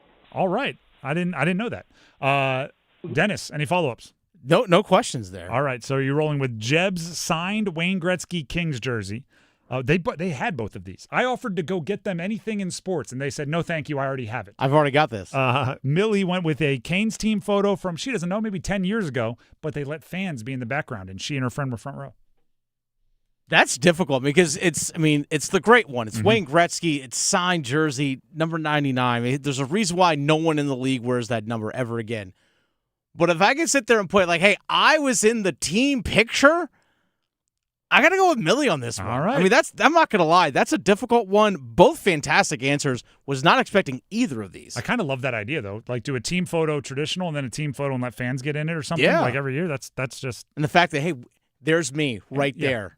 And if they win the cup, all right, same fans next year. Exactly. I'm not changing anything. Same seats. Yep, same seats. No one moves. Same clothes. Don't wash them. Show back up. Millie and Raleigh will go first. Jeb, don't worry. You'll have your chance. Just have to sit on hold for a minute or two.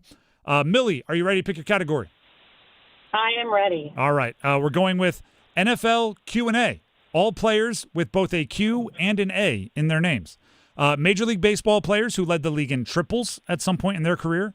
NBA players that were all teammates of Russell Westbrook at some point or another. Or NHL Hurricanes only. We're going NHL Hurricanes only. I had a feeling if you were in a team photo, you might go that way. I will give you the team and the player. Give me the jersey number as quickly as you can. 30 seconds on the clock. One pass if you need it. I will say the team in this category, even though we know it, just to keep it fair timing-wise with the other categories. Do you have any questions before we get started? No questions. All right. Your time will start when you hear the horn. Sebastian Aho, Carolina Hurricanes. 20. Correct. Jacob Slavin, Carolina Hurricanes. 74. Correct. Andrew Alberts, Carolina Hurricanes. Pass. Lee Stempniak, Carolina Hurricanes. 21. Correct. Stu Grimson, Carolina Hurricanes. 71. Incorrect. Andrew Alberts, Carolina Hurricanes. 28. Incorrect. Stu Grimson, Carolina Hurricanes. 28. Incorrect. Andrew Alberts, Carolina Hurricanes. 62. Incorrect. I like how you thought about it. Seemed like you were throwing darts, and then you went, no, I'm going to think about this one. 62. Not correct. But you did get three. You did get 3 out of 5. You got Aho. You got Slavin. You sounded confused, but you got Stempniak. Alberts, we were looking for 41. Grimson, we were looking for 32. Again, 3 is the number to beat. Go ahead and stay on the line. We'll see if it holds up. Thank you. By the way, Lee Stempniak is a heck of a pull, by the way. The 21? Yeah. Ding, ding, ding. That's a good pull right there. Yeah, I mean, that was well done. Those last 3 are not easy ones. That brings us to Jeb. Jeb, are you ready to pick a category? Yes, sir, and props to Millie on the Lee Stempniak pull as well. I got to give her props. All right, hey, I like the sportsmanship going on here. The categories remaining for you to choose from are NFL Q&A. These are players with both a Q and an A in their name somewhere. Major League Baseball players, category is led the league in triples at some point in their career. Or NBA players that played with Russell Westbrook as a teammate at some point or another. I'm going to go with the Q&A for NFL. All right, these are all players with Q and A in their names somewhere. NFL, obviously. I'll give you the team and the player. Give me the jersey number as quickly as you can. 30 seconds on the clock. One pass if you need it. Do you have any questions before we get started? No, sir. All right, your time will start when you hear the horn. Quay Walker, Green Bay Packers. 7. Correct. Quinnen Williams, New York Jets. 74. Incorrect. Patrick Queen, Pittsburgh Steelers. 6. Correct. Shaq Thompson, Carolina Panthers. Say it again. Pass. Quincy Williams, New York Jets. 9. Say it again. 98. Incorrect. Quinnen Williams, New York Jets. 94. You feel like you're really kind of frustrated that you didn't get 94 in before the buzzer. It was 95, so it wouldn't have mattered if that makes you feel any better. All right. And you got Quay Walker. When you got Quay right at the jump, I thought you were doing pretty well. I was like, oh, this might be a ringer. You got Quay Walker with 7. Quinton Williams, 95, as I mentioned. Patrick Queen, 6. Shaq Thompson, we would have accepted 7 or 54. Quincy Williams, Quinton's brother, 56 is what we were looking for. Unfortunately, not enough for the win, but hopefully you had some fun. Yes, sir. Love the show. Appreciate it. Thank you very much, Jeb. And that means Millie is the winner. Millie, congrats. Thank you. Not only are you in a Canes team photo, you are also now a winner of the numbers game, which is equally as honorable. So go ahead and stay on the line, and Dennis will grab the info he needs to make sure you get your prize. Thanks, y'all. Thank you.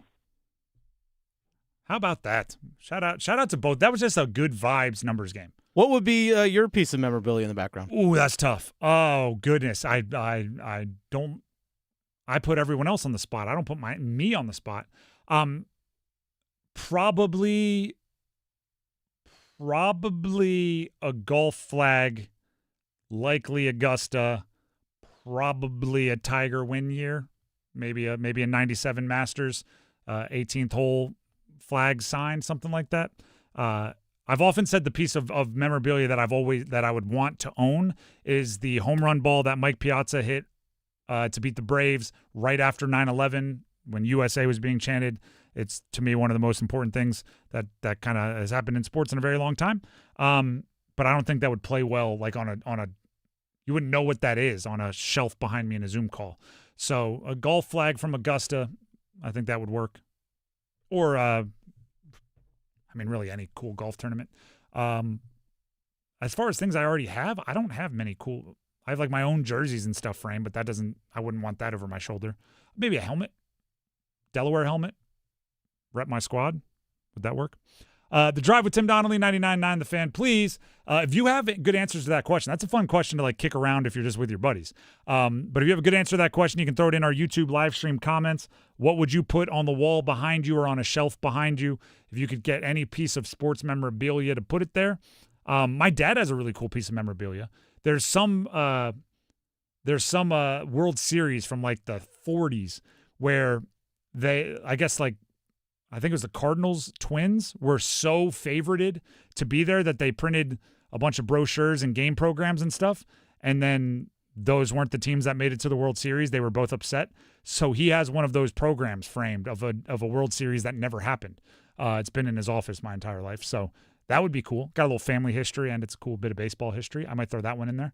Dennis, what would you do?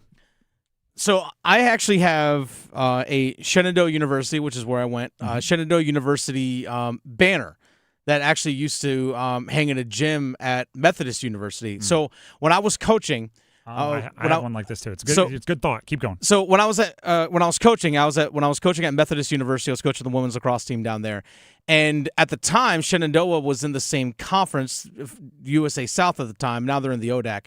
Shenandoah is, but they were in the same conference. Now conference realignment, believe it or not, takes place at all levels of collegiate sports. So Shenandoah moved from the USA South to the ODAC, and as a result, in the USA South, each of the schools had the banners of all the schools in the conference hanging up in the gym. So they took down the Shenandoah banner. And I said, hey, what are y'all doing with that? And they're like, well, we're just going to get rid of it. I was like, just give it to me. Like, I went there, like, no, we can't do that. I was like, what do you mean you can't do that? I'm like, you're just throwing it in the trash. Like, I'll just take it. Like, no, we're not allowed to do that. I'm like, says who? Like, what, the USA South? What are they going to care? But anyway, so they put it by the dumpster, like the janitor or whoever, like put it by the dumpster, but like leaning up. And I just went and just grabbed it and put it right in my car and took it home. So the big banner that used to hang up, it's like 4 feet long or 4 feet tall. It's hanging up in the house of my fiance and I, where we live right now. So I would put that as my backdrop because I'm like, how many people actually have these things? Not many. I do, though. I have a very similar thought, and it's actually a better answer. Your story sparked one for me. Right next to where the quarterback sat in the locker room, there was a sign at Delaware that said, "Do not leave this room unless you are committed to success." It was like a metal sign, and it just was always kind of right next to my locker. And after my senior year, our head coach got fired, and the new coach came in and did like, I don't want anything from the old staff around. And they threw out like all the pictures and all the everything. Oh, wow. And I went in to like get my helmet and the stuff I was taking out of the locker room. And I remember walking out and I just saw like a pile of stuff by a dumpster. And I was like, I think that's the sign that was by my locker. And I just went over and grabbed it. And now I have it up in my kids' playroom. Yeah. So literally my kids are like playing with Legos and stuff and they leave. Do not leave this room unless you are committed to success is right there. And I smack it when we leave. That is actually a really good one. Those stuff that have weird sentimental value are probably cooler than going out there and getting like a home run ball from Babe Ruth or something. It's all four of us eventually got to something personal, which I think is cool. The Drive with Tim Donnelly, 99.9 The Fan. Before we move on, Dennis Cox has something he'd like to tell you.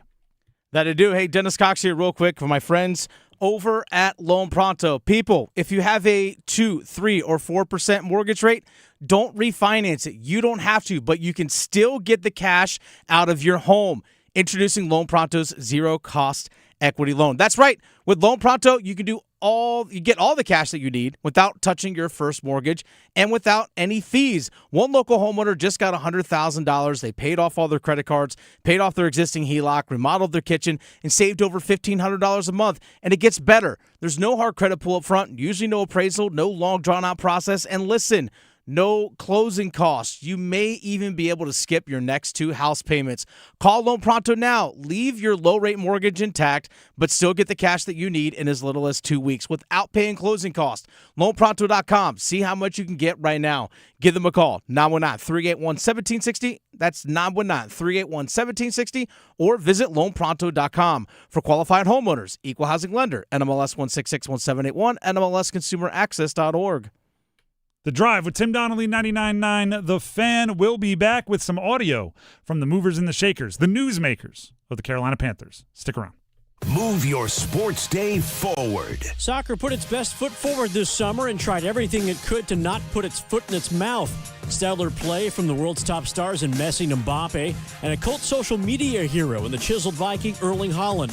It's a shame this will all be forgotten for another 4 years. Maybe we could get Shakira and the Muppets to do a yearly halftime show. Get set up. Join Next Up with Paul Ihander. Mornings at 9 on 99.9 The Fan, the Triangle Sports Leader. You hear that? That's the sound of Pepsi Zero Sugar. The better tasting, more refreshing Zero Sugar Cola.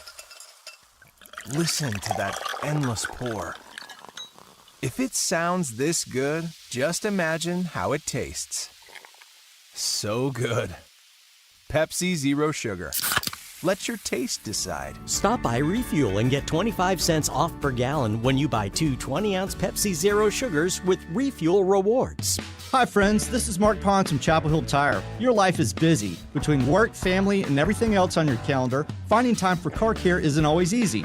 That's why I'm excited to share that our University Place and Crabtree locations are open Saturdays from 8 to 5. Whether you need tires, maintenance, or repairs, you'll now have more flexibility to take care of your car when it works best for you. It's just one more way we're working to make automotive service a little easier. Schedule your Saturday appointment at chapelhilltire.com and drive happy. When you see this in your kitchen, The stainless steel fridge is covered in fingerprints. you hear this. Leslie, people are going to think you were raised in a barn or by wolves or raised in a barn by wolves. Fortunately, Wyman Stainless Steel 3-in-1 cleans, shines, and protects to give you the best shine. A spray and a wipe will have your fridge shining like a mirror. Wow, my fridge looks brand new. Your fridge looks amazing, Leslie. Sorry, I was being a little dramatic earlier. Your kitchen says a lot about you. Let it brag with Wyman.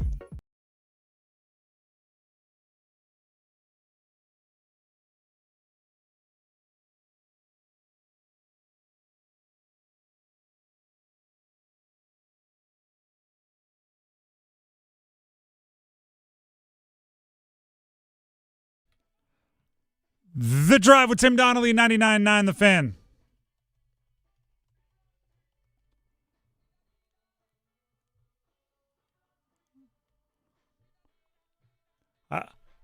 I listen to a lot of Queen in my household. It's my wife's favorite band, bar none, is Queen.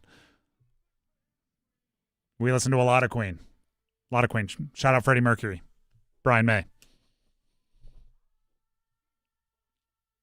Roger Taylor. And for this song, David Bowie. John Deacon. And of course. Of course.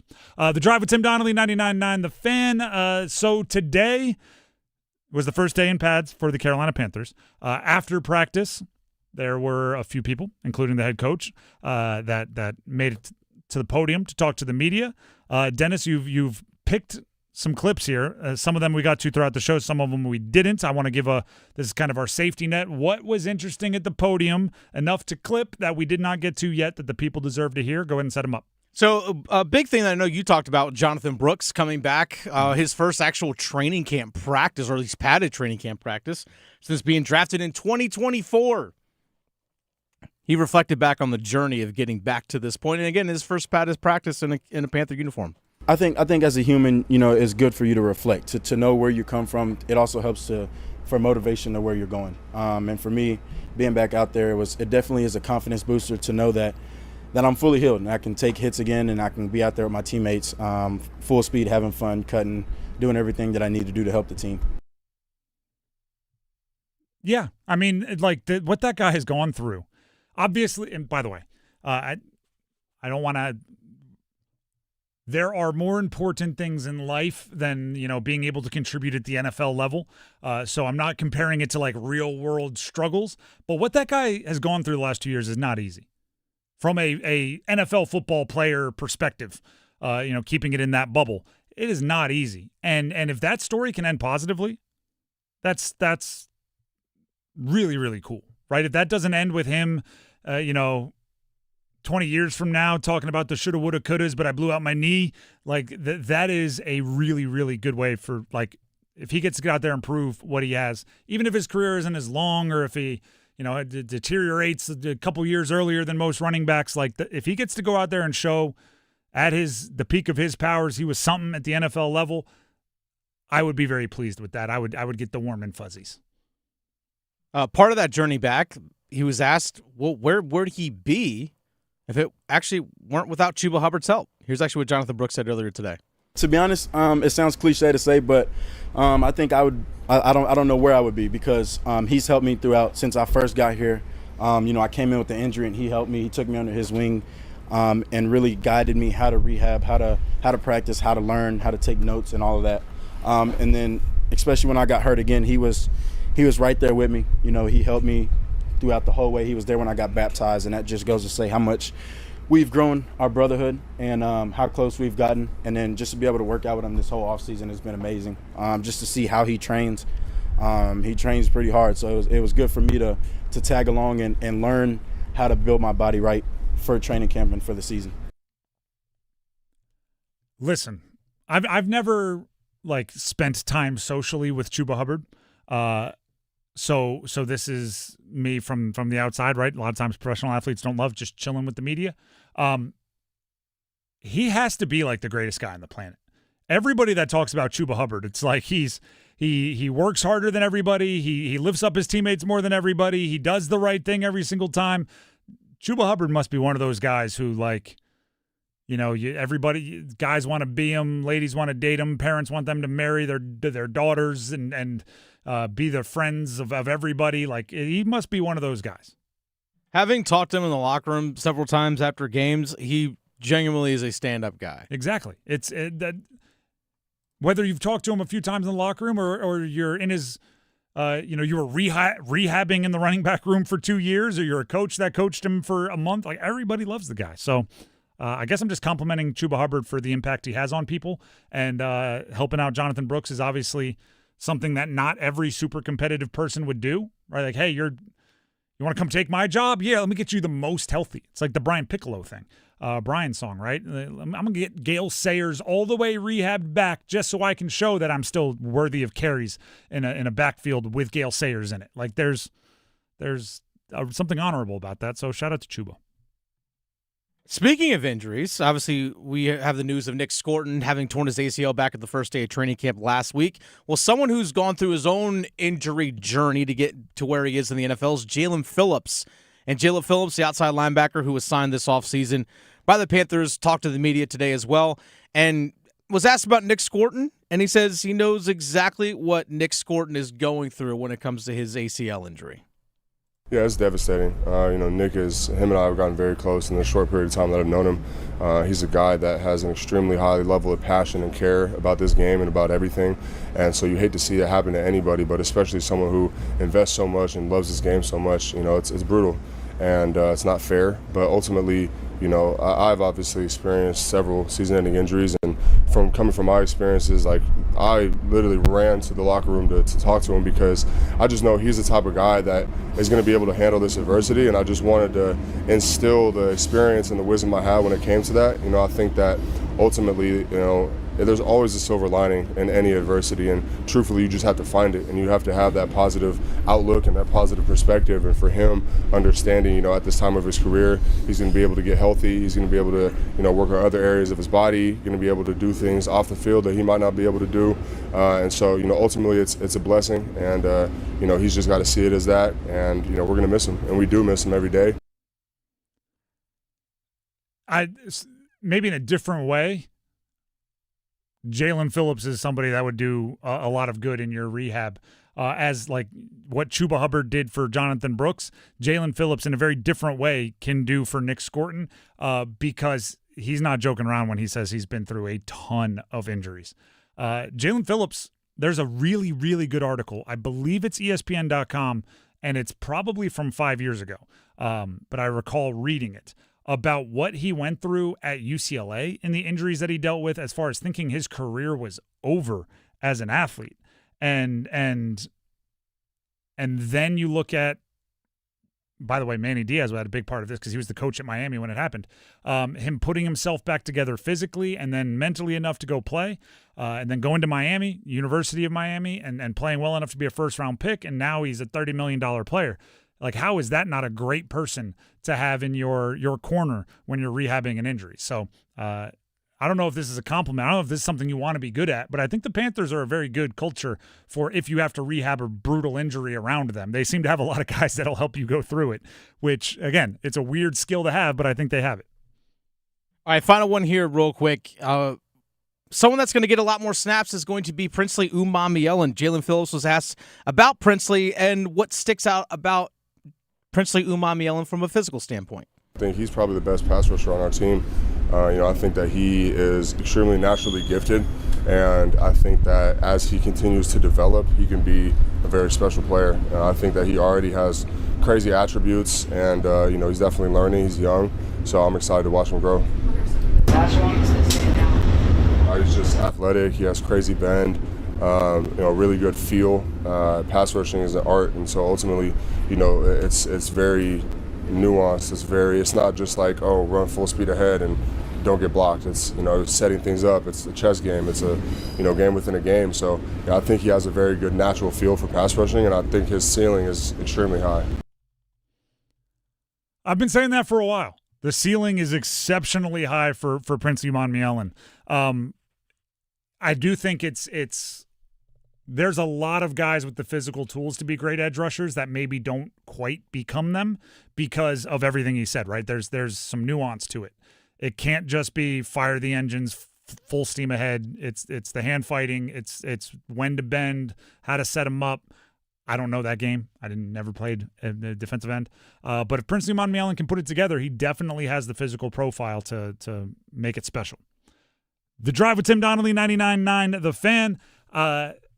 Who knows what's going to happen tomorrow in Carolina Tar Heels world? Who knows what's going to happen in the NFL now that every team's in training camp? Who knows what's going to happen? I don't, but I know we'll talk about it tomorrow at 3 when we're back for the draft. Back for the show. Please subscribe to our YouTube channel, 99.9 The Fan. Tell your friends about it as well. Thank you to Dennis for keeping us up and running. We'll see you tomorrow. Until then, enjoy a little music on your way out. Have a great night, everybody.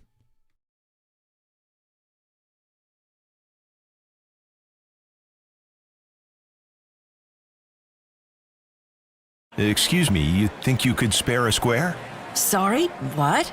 A square on your smartphone. Oh, yeah, for the 99.9 The Fan app.